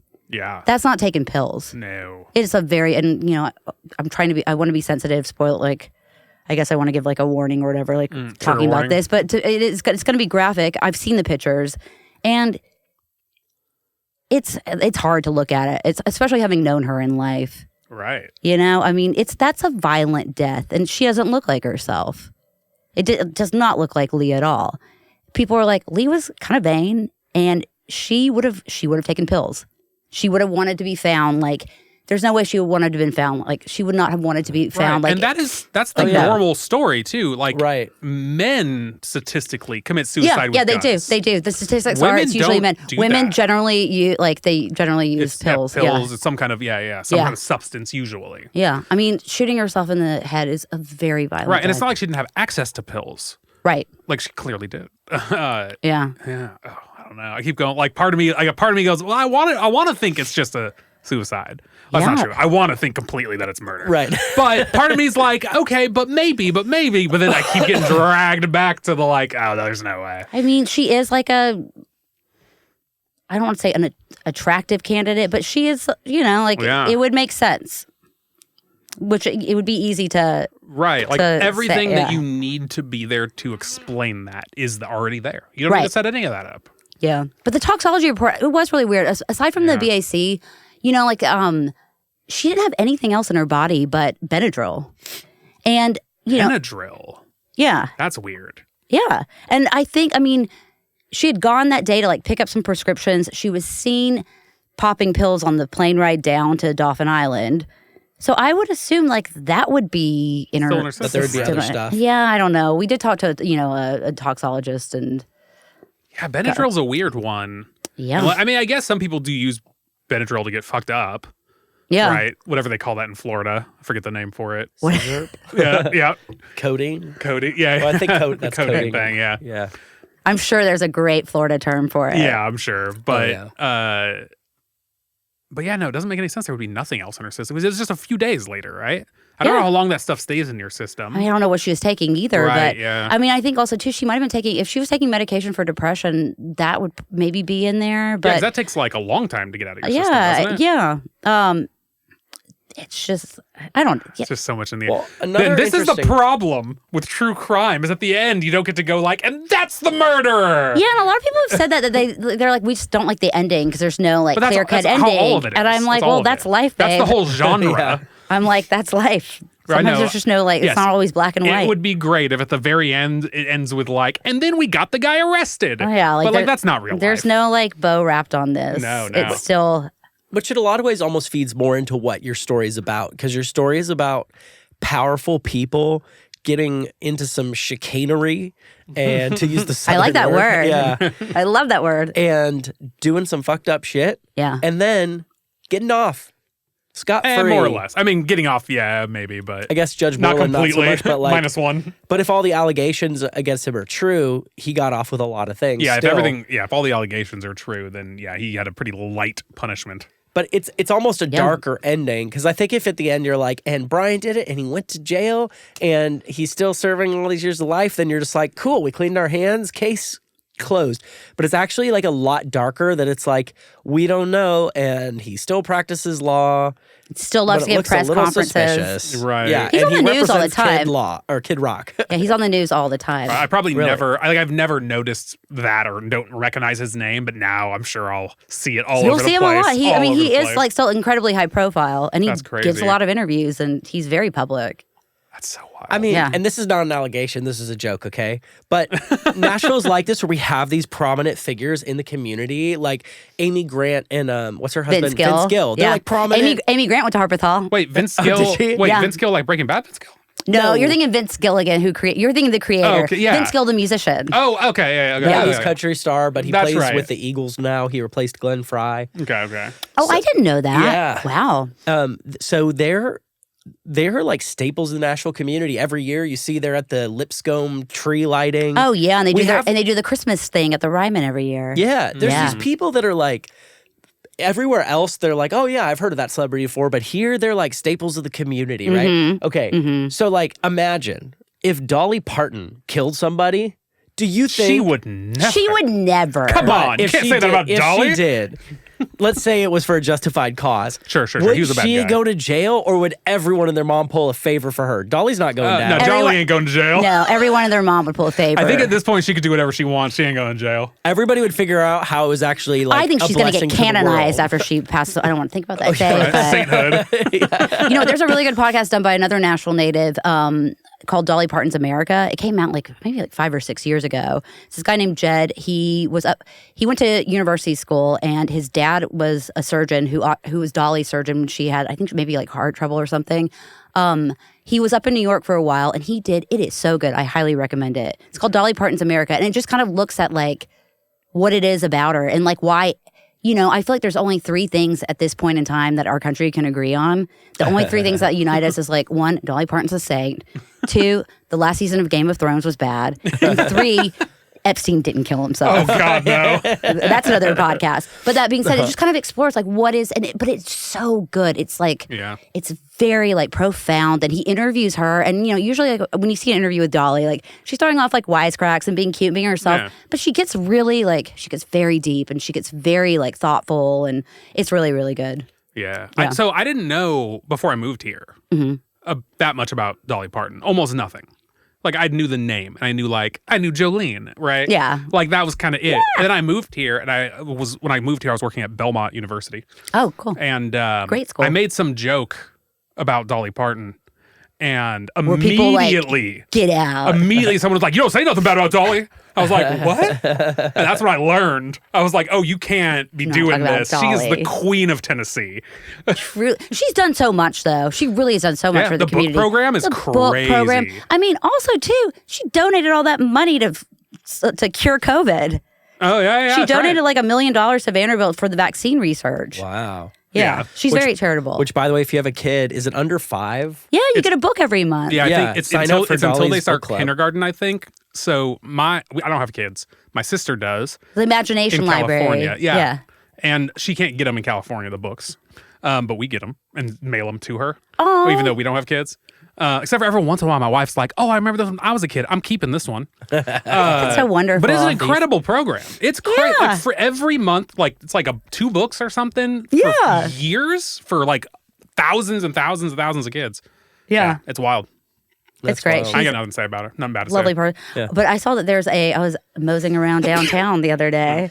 I actually think downtown is really nice during the day. During the day, During the day. especially on a weekday. It was a Friday during the Yeah, day. it It was helps. before, it was like the calm before the storm. Mm-hmm. I went to 5th and Broadway, which I love.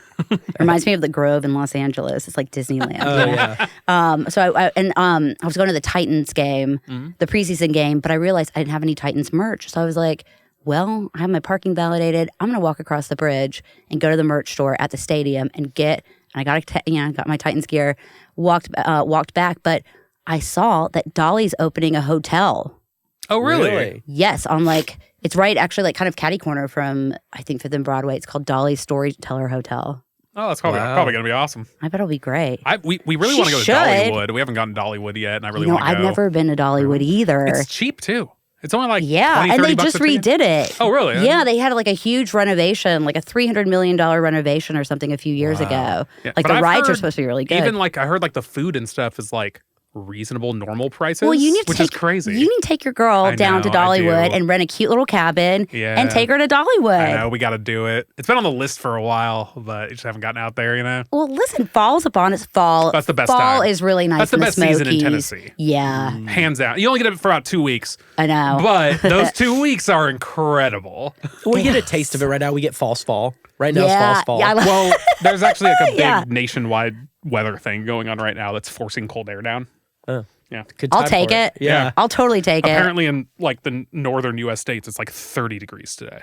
Oh. Wow. Yeah, it's like some crazy cold front that came in, like the opposite of a heat wave. A cold wave? Never Listen, heard of I'll it. take. Like I said, Yeah, I'll this take has it. been a kind of a miserable summer, if I'm being honest. This is like the hottest summer since I moved here. Yeah, it's just like it's insufferable. Mm-hmm. What do you guys think about the humidity? What was that? What was your thought about the Fuck humidity? that. when Oh, you- it's the most miserable thing I've ever experienced in my life. Are you kidding me? Yeah, There's it's real, right? zero humidity in San Diego. Zero. It's a desert. Well, and also too about the nice thing about California is it gets so cool at night. Oh yeah, it doesn't matter how hot it is in the day. At nighttime, it feels awesome So you need outside. a light jacket. Yeah, Right. like before I moved here, I think I went like 2 or 3 years without ever putting on like a jacket or sweater. Like just never needed it. Sucks because I love jackets and sweaters. You see, I brought my sweatshirt. Yeah, you don't need it in this room. It gets a little warm in here. I mean, it's warm everywhere. I've adapted to the humidity where it doesn't bother me so much anymore. You can style your hair in it. Well, Yeah. I didn't. Oh my god, my hair before I moved here wasn't curly, and then my hair became curly. And I remember both my mom and my sister at some point in time were both like, "When did your hair become curly? Like you didn't have curly hair, but now You know, I when do." I got my Tennessee driver's license, Yeah, it's a real thing. I don't even know why I tried to do my hair in July. in July. July, or even too. I mean, I got to say too. Don't you guys miss like sweaters and jackets and? Not from San Diego. Yeah, no, I grew up without even caring about that. So. True. I have a That's friend true. in San Diego who's like into fashion and like likes buying nice clothes and stuff. And he like hates that he never has time to wear his jackets. You know, that he gets like a week or two where he can actually wear his jackets. Well, So because he jackets wants are that cold weather. expensive too. You want to Right. be able to wear them for a long time. Yeah, I still Yeah. don't own like a winter coat. Like I never have. I wonder You if we'll know. have like a harsh winter. I don't know. I like the snow. What did though. you guys think coming from California? What I'm curious. Yeah. Let's turn the tables a little bit. What was the first year like for you here? What did you? You know, I know you came from music. Yeah. Yeah, You came I from- just came just to come.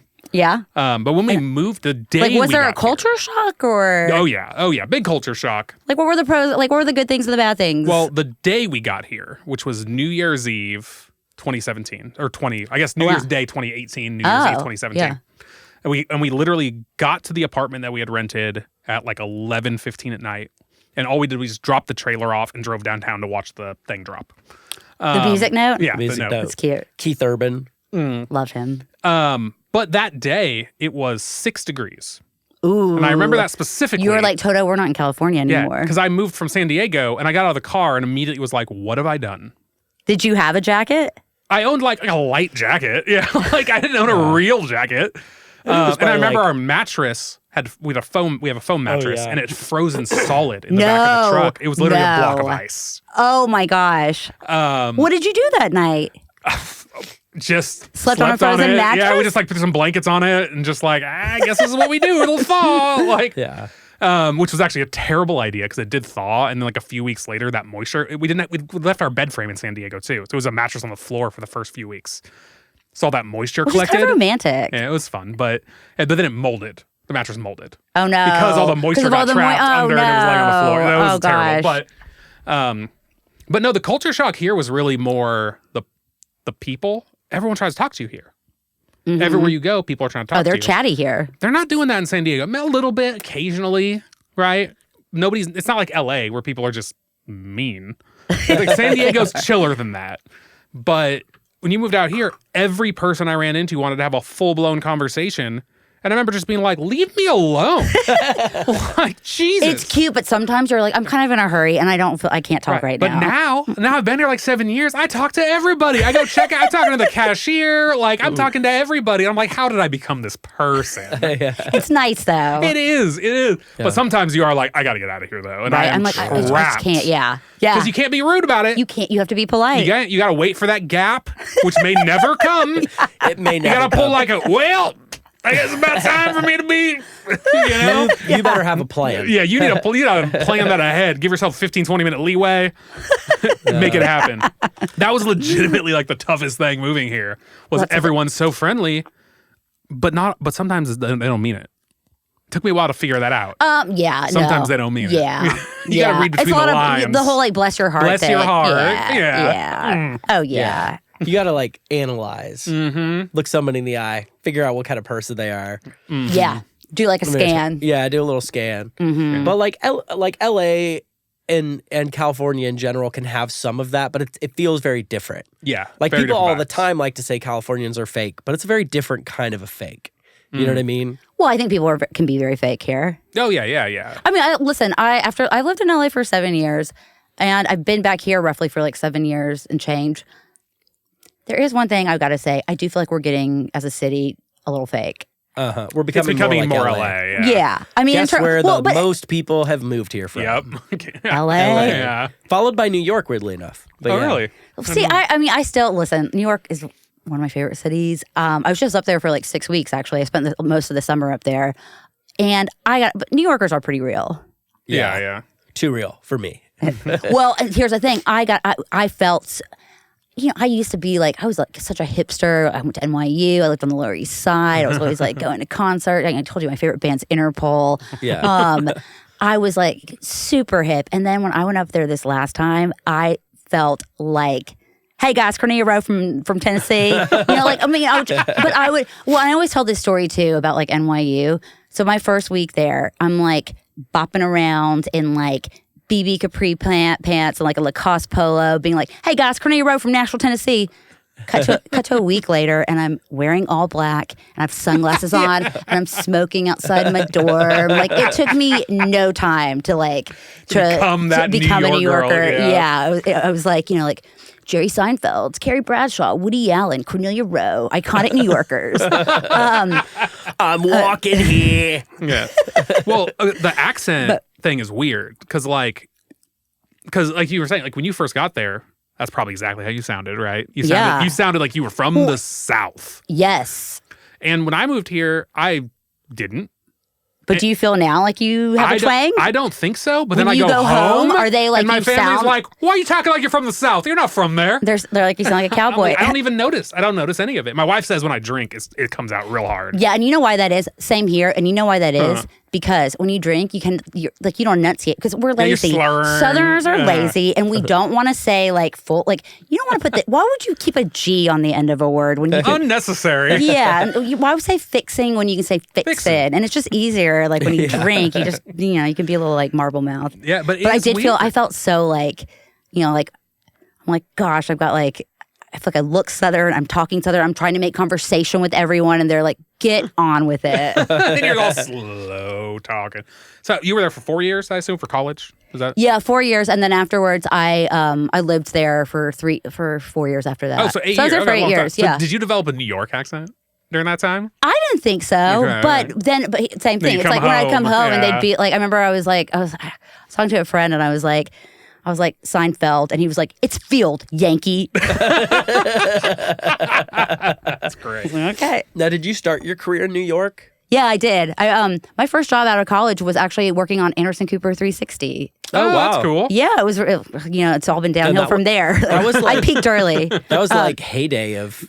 It That was. Anderson Cooper. It was right after Hurricane Katrina when his star really like elevated. Oh, yeah. You know? That's when he became like a household name. Exactly. Yeah. And by virtue, I will say, like by virtue of location, I was at NYU, and my senior year, like the summer before my senior year, I had done an internship there, and then they just got so big, like Katrina happened, and his show got expanded from 1 hour to 3 hours. Oh my God. Yeah, and so they were just like, "Can you come freelance? Like, we need like a freelance PA." So I would like go to class, get on the subway, go down there, and then I graduated a semester early. This is not me like flexing or whatever, but I graduated, and it just so happened, it was December, and they needed a new PA, so I got hired. That was my first job. It was like worked out beautifully with timing and stuff. Yeah. It was That's a really intense crazy job. first job. Yeah. Yeah, it was. I mean, my hours, like my set hours were 2 to midnight, but usually it was Jesus. like, yeah.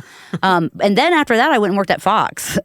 Oh, So, really? Wow. Fox News. The opposite. in New York. yeah, well, they were like, at the time things weren't so tribal. Right. Yeah. And also, too, Yeah. it was a position. It was like it was Fox Business. It was right when it was launching, and it was a pay increase and like a title. I was going from PA to associate producer. Yeah. Yeah. So then, so I was there. I worked at those two places. Yeah.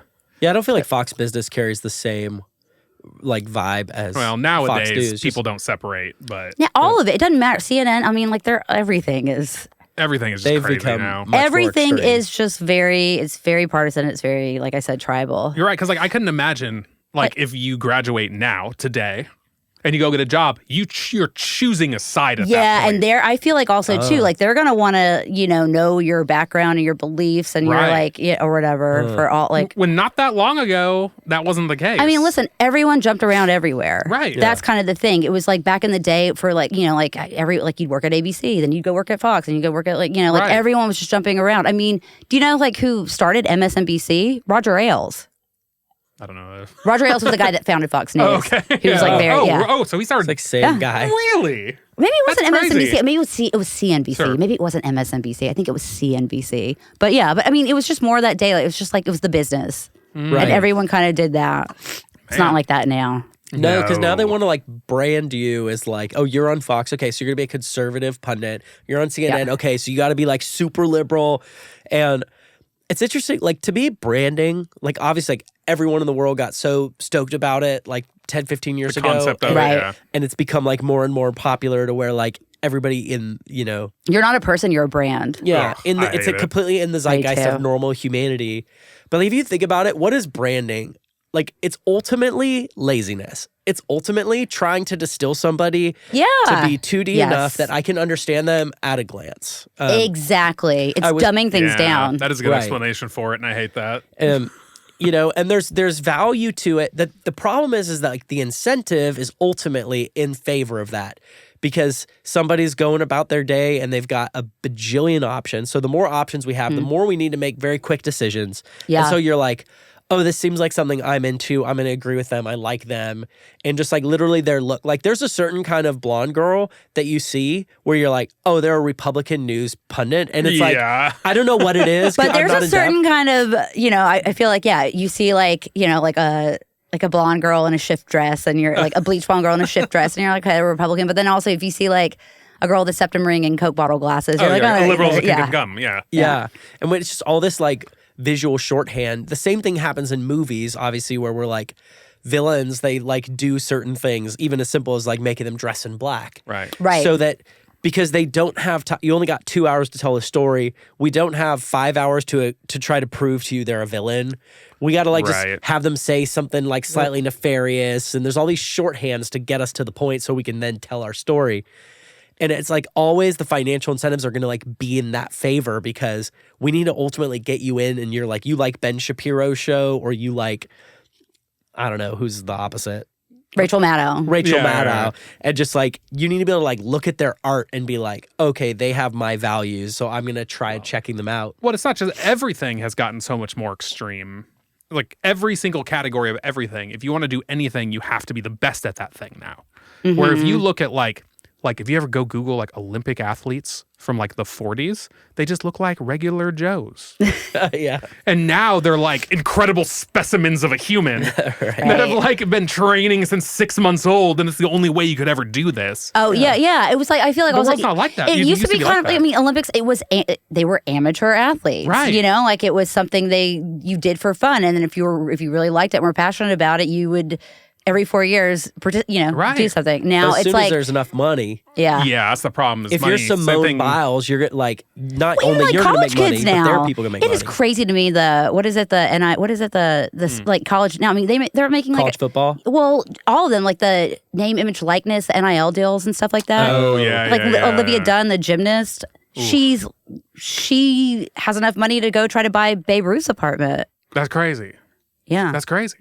In college. But it's everything is like that now. Yeah, everything. Every single thing. It is. It's like you can't just be a chef. You have to have like a YouTube and right. You have to be the chef. I mean, even like I will say, even with this podcast, I got like I probably could have taken it on, like done more of like the TikTok stuff and whatnot. But I'm just like, I was like like so exhausted by the time like putting out the episodes. It's like, and I will say I've worked on projects and stuff like that where I feel like we spend more time on the socials than we do on the actual content that we're trying to use socials to promote people to like watch it. Yeah. Or whatever. I mean, I guess it's just like the way things are. But even too, like with the pod or whatnot, I was like, I was under like, people were like, we need to TikTok more and do all this sort of stuff. And like, first of all, I mean, I'm an old person, I guess. TikTok has a very high learning curve. It is not easy. I spent like 2 hours doing one video. I have never been on TikTok still. You're a normal, well-adjusted person. It's easy. I actually refuse to go. It's easy to go down that rabbit hole, though, when you're on it. I say that, but I also scroll YouTube Shorts the same way. You know what I mean? Like, they're going to get me one way or another. Uh-huh. Here's a crazy TikTok story from recently. So I almost never use TikToks, but I'm a part of a group chat where some of the guys do. They're a little younger. So they'll send me TikToks, and you can't watch it? Well, sometimes it will let you and sometimes it won't, but it'll like let me watch the one. But like recently, it wouldn't let me watch it, so I went and downloaded the stupid app to go find it because I was really interested in the headline. Mm-hmm. I watched the video, got in the comments a little bit, and then I was just like, well, what's been going on in this app since I've been gone? 12 hours later. No joke. Uh-huh. So, I believe it. But I believe it. Here's the crazy part. I got sucked into this thing. It was called LA Music Festival 2025. Have you heard of this? No. Okay. So first I see an Australian girl come on the feed. She's like, this is crazy.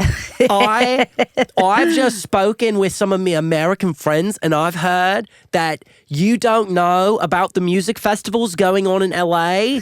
Is that real? How could you? We know about it. You don't know? Like, they're suppressing media. So you're like, oh, shit. And I'm like, what does this Australian girl know? But also I'm like, fuck you. What do you know? Anyway, both sides, I'm like, don't talk about my country, but I'm like, what's going on? Well, I love Australians, but they also think they know everything. So I start diving and I search for the keyword. So I discover there's a keyword you have to search, 2025 Music Festival LA or whatever, or Music Festival LA. So I go into it and start seeing videos, and all of the videos, 1/3 of the videos are people talking about how this is being suppressed, how they can't say certain words because it's going to be suppressed. So they're getting the truth out there. And so we all have to be really careful. That's 1/3 of the videos. Then the rest of the videos are the masses in the streets of LA. And essentially the gist is every single day for the past, like at that point, this is a few weeks ago, but at that point it would have been 2 or 3 weeks. Every single day, thousands, tens of thousands are getting into the streets of LA and protesting. Just I think in general, like Trumpism. It's very like, it's like anti-Trump / everything that's Trump adjacent, free Palestine, all the things, every little cause known to man, ICE raids, all of it. All of that is being protested on the streets of LA with tens of thousands of people across the city. They're like occupying LA. And I'm watching it like, where's the music? Like, is this like Woodstock or something? No. So they're calling it LA Music Festival to get around the censors rather than saying riots, protests, so it had stuff like that. nothing to do with like it had nothing to do with music. Coachella. This is to try to get around the censorship that's happening. And they're like, what's going on in this app? TikTok is censoring that these protests are happening. And it's crazy. Like, you're seeing throngs of people in the streets of LA with like, they're like, no kings and this whole thing and people speaking and all this stuff. And you're like, what is this? And I'm like, is this being censored from the news? And like, you can't find it anywhere. So I went and looked on the news or whatever. Was it a month ago? 2 weeks ago, 3 weeks ago, yeah. Okay, yeah. Okay. Because there were a lot of protests and riots going on there. I saw tons of footage of it. Yeah. Like, it was definitely not being suppressed. It was everywhere. And there's a lot of people going, no, but they're saying it's being suppressed because it's happening every single day. Gotcha. And then there's a lot of people, all right, guys, day 36 of this. I'm, here on the streets. Here's what happened today. Let me break down for you. Like, they're keeping the people aware and of what's going on. Okay. So I search for it. Yes, you don't see it on the news. Then I found a Reddit. And the Reddit had multiple people in LA who go, this is not happening. What that is that's video of No King's Day. I don't know. Do you remember did you hear about No King's Day? Yeah. That was one day's massive protest that did, in fact, happen. They're like, I work in DTLA every single day. There are not people mobbing in the streets. What this is they're reposting video from that day. And saying it's like a daily thing. It's that day. But halfway across the world, they don't know that. Right. And they're like, yes, there is some protests going on most days, but they're small. They're normal protests. They're 20 people or something. Well, here's the thing, though, that kind of does like concern me is the way that everyone takes TikTok as gospel, like younger kids. Yeah. Like, they're like, I saw it on TikTok, and it's like, and I'm like, that's like being like, well, I saw it on Wiki. You know what I'm saying? Right. Like, that's they didn't grow up with the internet. That's why. Yeah. They have it now that it's done. Well, I mean, I just think like TikTok's not like a verifiable source. No. Like, I assume every single thing I see online, and I'm online. Yeah, you too have much, to fact false. check it. I assume it's all lies. I mean, and we also know too. I mean, also too, the algorithm operates different, like in different countries. Yeah, and for every individual person, like right. my I mean, but algorithm in China, versus my like in China, they're making them all watch like science videos and math videos, and I don't even think it works up for a certain age after like 6 p.m. or something. And yeah, that's what I heard. Americans, we're watching dumb shit. Dumbest shit you can find. I mean, I don't think like the wars won't be. Future wars aren't going to be fought on the battleground. No, it's all going to be mental. Yeah, it is. But that does bother me a lot about TikTok is how especially too. I mean, I look at my like, kids and stuff like that, and just how they quote it as fact. Yeah. And what blew my mind going through all that, because like that can happen. Yeah. And I watch things with a skeptical eye, but watching it, you're like seeing enough evidence that you're like, okay, this seems like this is happening. I was still skeptical, but like. It took me I spent like an hour researching this thing before I got to. Good for you, though. Turns out this isn't true. Good for you for going and doing that. Yeah, and you've got to. Message to the young people. Yeah, honestly. Don't trust do your anything. research. Exactly. But I'm like, how much is all of these things like giving people their own unique narratives about the world? Like, there's somebody who's going to remember this as a historic event that did happen. Never happened. And when people say it didn't happen, then it's conspiracy thinking. They're going to go, no, I was there. I was watching it. I followed people who were there on the ground reporting every single day. I know it happened. They've suppressed it. Yeah. No, there's no way to know There it's is not real. like, I feel like universal objective truth almost anymore. Everything's been personalized. Yeah. Yes, that's a problem. It is a problem. It is a problem. Like, everyone I feel like, says my truth. I'm like, no, there is like a Yeah, truth. exactly. Like that we all need to subscribe But to. weirdly, we created algorithms that give you your truth. Right. yeah. I mean, and also too, and going back to like the self-validation and the echo chamber, it's like if you do have your beliefs or whatever, like you can easily find them on, like you can find them validated. Oh online. yeah. Yeah. I mean, if you I'm not saying anything new. We all know this Right. and stuff. I'm not issuing any like profound declarations. But like, oh my God, what? Breaking news. yeah, breaking news. The algorithm will validate but what like, if you go your on choice YouTube, and taste. Yeah. what it recommends you is nothing like what it recommends me at all. Like, I go on my YouTube, it's all video games, guns, and I don't know, that's kind of it. And like conspiracy theories. You go on my wife's and it's like music and architecture and pretty things. Like, it's not even remotely close. Let's be real. It's Taylor Swift and dance videos. A lot of Taylor Swift and dance videos. That's true. Yeah. So many. Nothing wrong with that. An overwhelming amount. But it is like, so and I will never get recommended a video she gets recommended. I know, it's creepy. That's insane. It's creepy.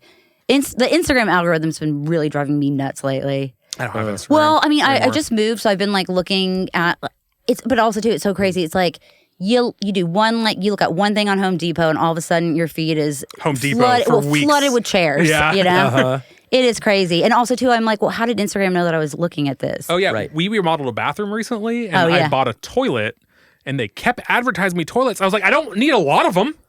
Just the one was fine. Like, I don't need to buy 60 more. It's like I found my toilet and I'm done. We're good. Like, yeah. I was like, what are you doing? Like, why? It just sucks how many things in our culture right now, kind of coming back to what I was saying earlier and tying this in, how much things are like the incentives of money are in a direction that probably isn't like good for society, but just like if your company doesn't do it, somebody else does it. Exactly. And that's the problem. It's a race. I think That's one of the individually everyone knows a lot of this stuff is bad. It's bad. It's, especially too. It's like, I mean, I think also too, especially like with influencer culture and stuff. I'm not slamming it. I think it's like a nice way to make a living, but also too, you know, I think sometimes like there is like a strong priority, I feel like, on looks and kind of like superficial things. And I think individually we know that or collectively we know that's bad, those kind of values and things like that. Yeah, but we know it as we keep engaging with it. But individually it's like, you know, like listen, if you own a company, you can promote it and advertise it and make a lot of money like that Who's way. not going to do that? Exactly. Right. And You you still feel the individual like impact of like seeing somebody who's like better looking than you with more money than you doing cooler things than you. Like, but we also too, I think we all know at this point, I really think if you're like a rational adult, we all know that it's a glossy facade. Yeah, 100%. But it still doesn't help when you see it. Right. Yeah. I was talking with my wife yesterday, and she said one of her friends talked to her, and she's like, I know Instagram is a highlight reel, but it looks like you and Ryan are just only having fun with each other all the time. I mean, yeah, That's what you you guys put on are. Instagram. You guys were just in England on a road trip We singing were. Oasis. That's pretty dope. I would believe that too. It was the best ever. Yeah. But she had to be like, no, we do fight. Like, and there's pictures where it was like right before that we had a blowout fight. You know what I mean? Like we're really upset please! at each I remember. other. I'll never forget. Like one time, like you know, a friend of mine had an anniversary, and it was like 3 years ago. I married my best friend, and I was like, 3 days ago, you threw a vacuum cleaner down the floor at your best friend. But I'm just gonna do a courtesy, like you know, double tap thumbs and up. keep scrolling. Yeah. And we all know. We all know. But still, when But you it look at impacts it, it does. It Over impacts time, you. I've You're still disconnected like, from social media more and more and more. again, the because point- you're like a rational, well-adjusted human being. To the point where, like, when I got my new phone, I didn't install Instagram on it at all. Yeah, that's Which good. has actually become a kind of a problem because, like, you messaged me a link to Instagram the other day, and I clicked it, And and it you was like, couldn't you have to, open it and I up. literally couldn't even open it. Yeah.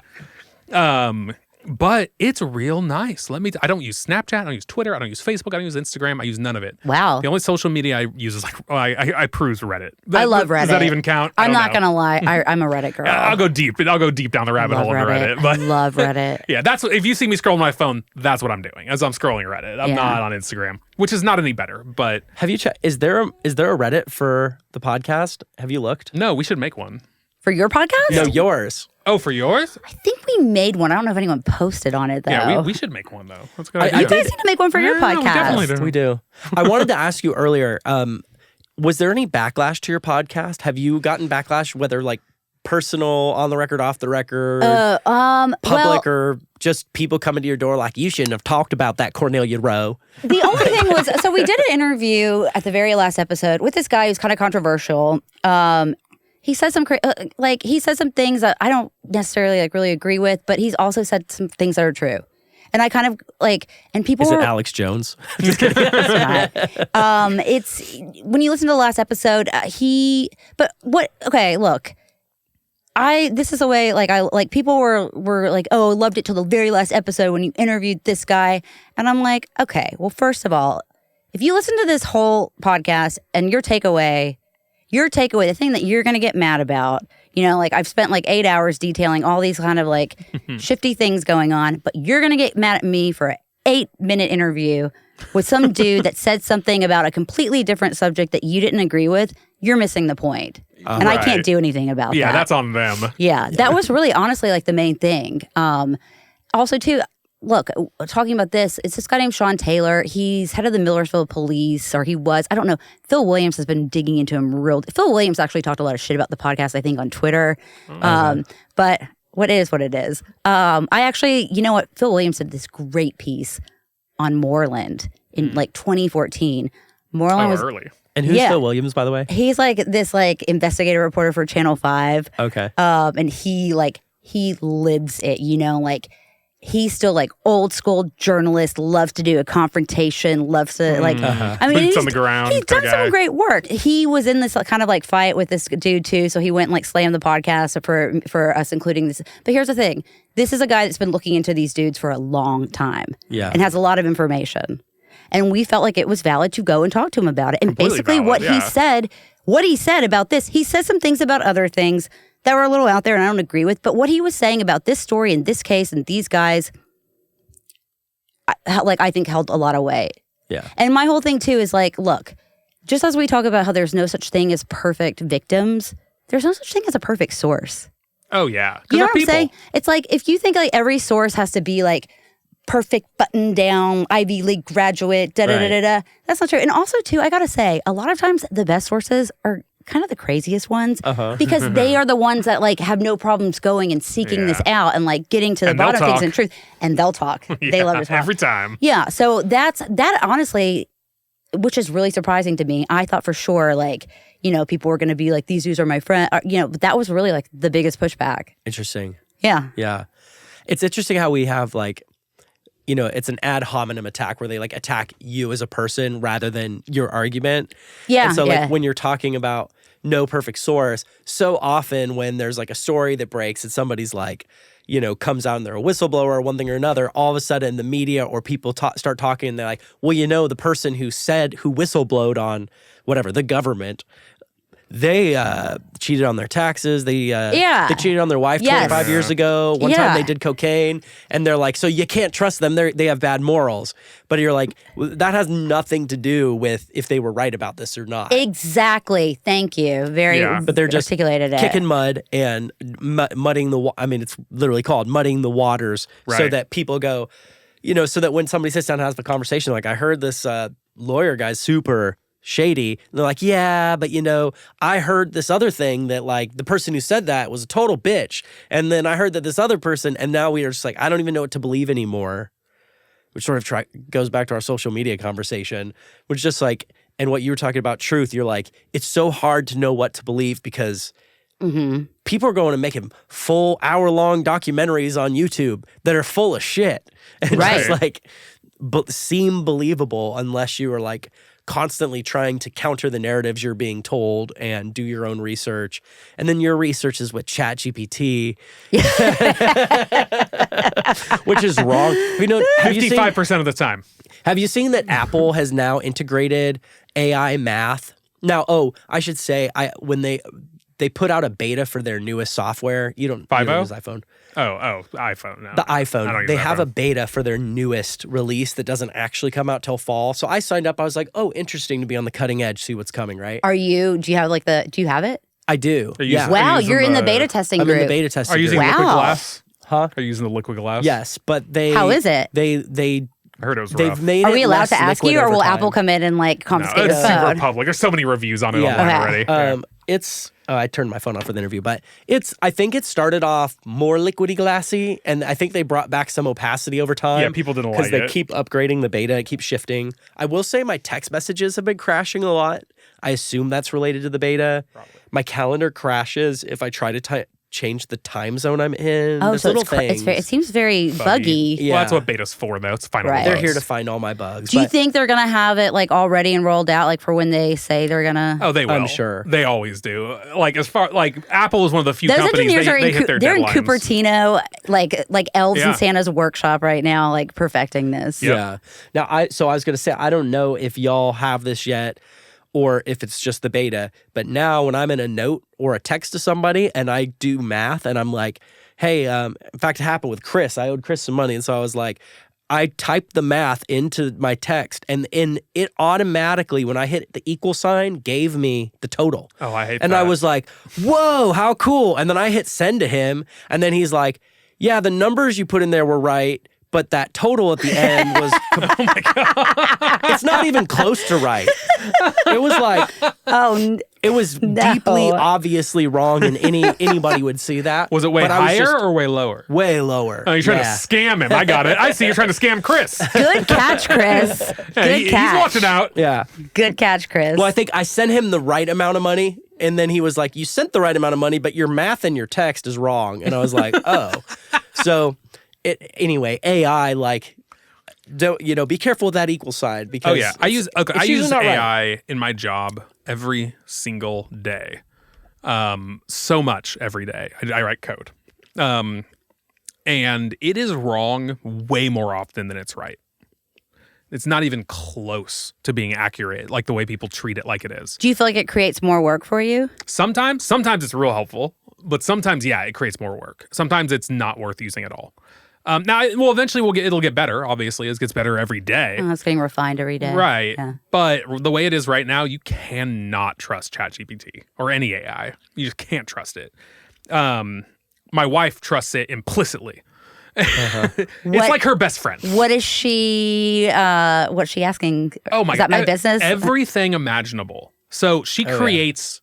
GPTs. I got a text from her that I right away knew she did it in AI. It was like so emotionally like supportive. It was like a message a therapist would write to you. Yeah. Have you guys seen the South Park where they all start using ChatGPT to text their girlfriends? No. It's really funny. No. It's really, really funny. I'll figure that. They start using ChatGPT to like text their girlfriends, and so all of a sudden like they're like the texts to their girlfriends are like, I hear you and I want to support you emotionally. You are a beautiful, strong person.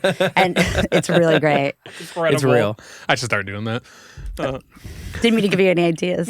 Yeah. Well, I'll say I got my wife Ashley to use ChatGPT.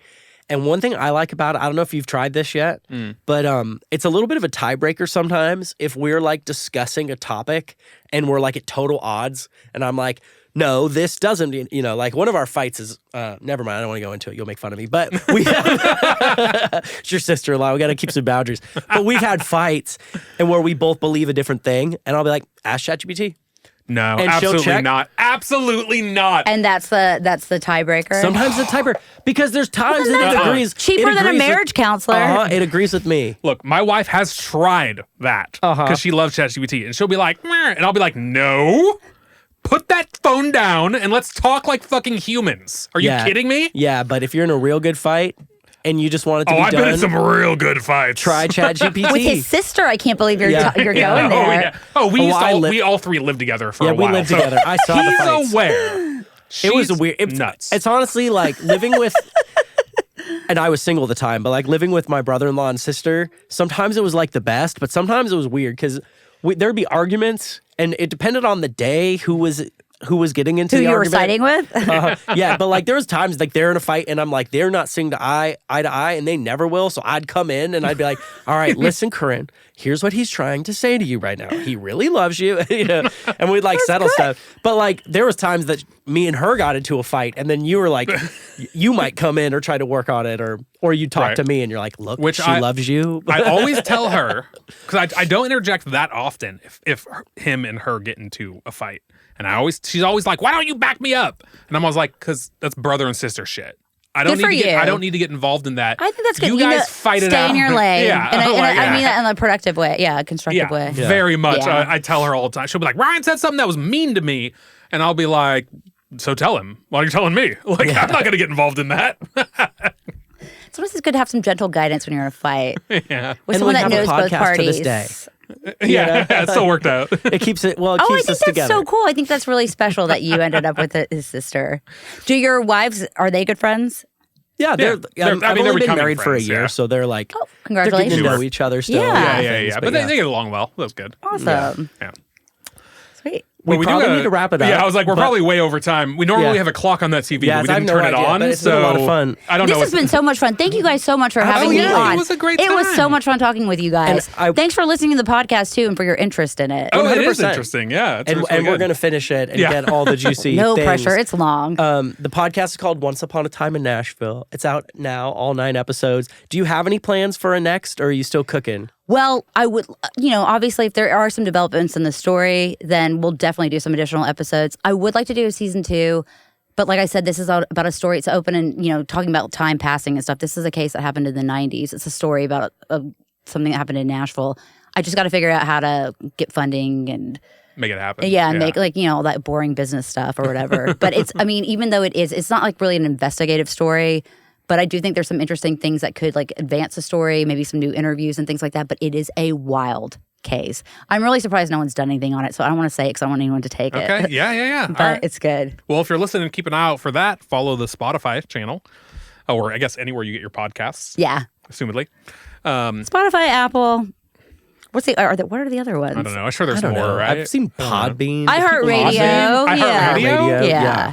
There's some things out there. Well, and I wanted to say this. I was hoping that by the end of this podcast, we would reveal, if you've made it this far, we would reveal who the murderer was. But I think for legal reasons, you can't really speculate too hard. Suspicious suicide. Suspicious suicide. So we can't say anything about who that might have been.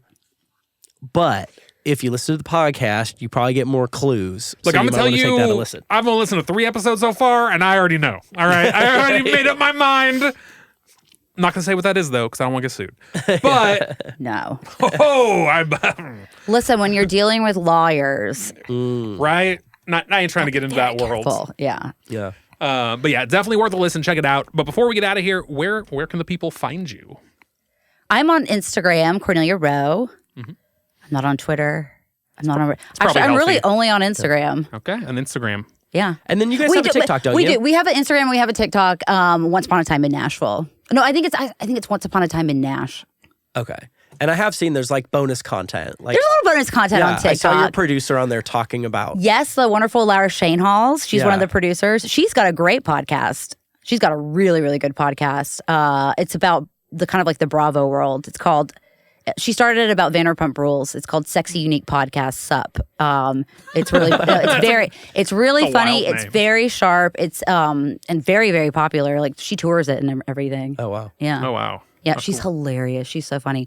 So yeah, I'll plug that. And Sierra produces that too. Sierra, who produced my podcast. But yeah, thanks guys. Thanks so much for letting me come on here and talk about this story. It was a great time. I loved it. Thank you.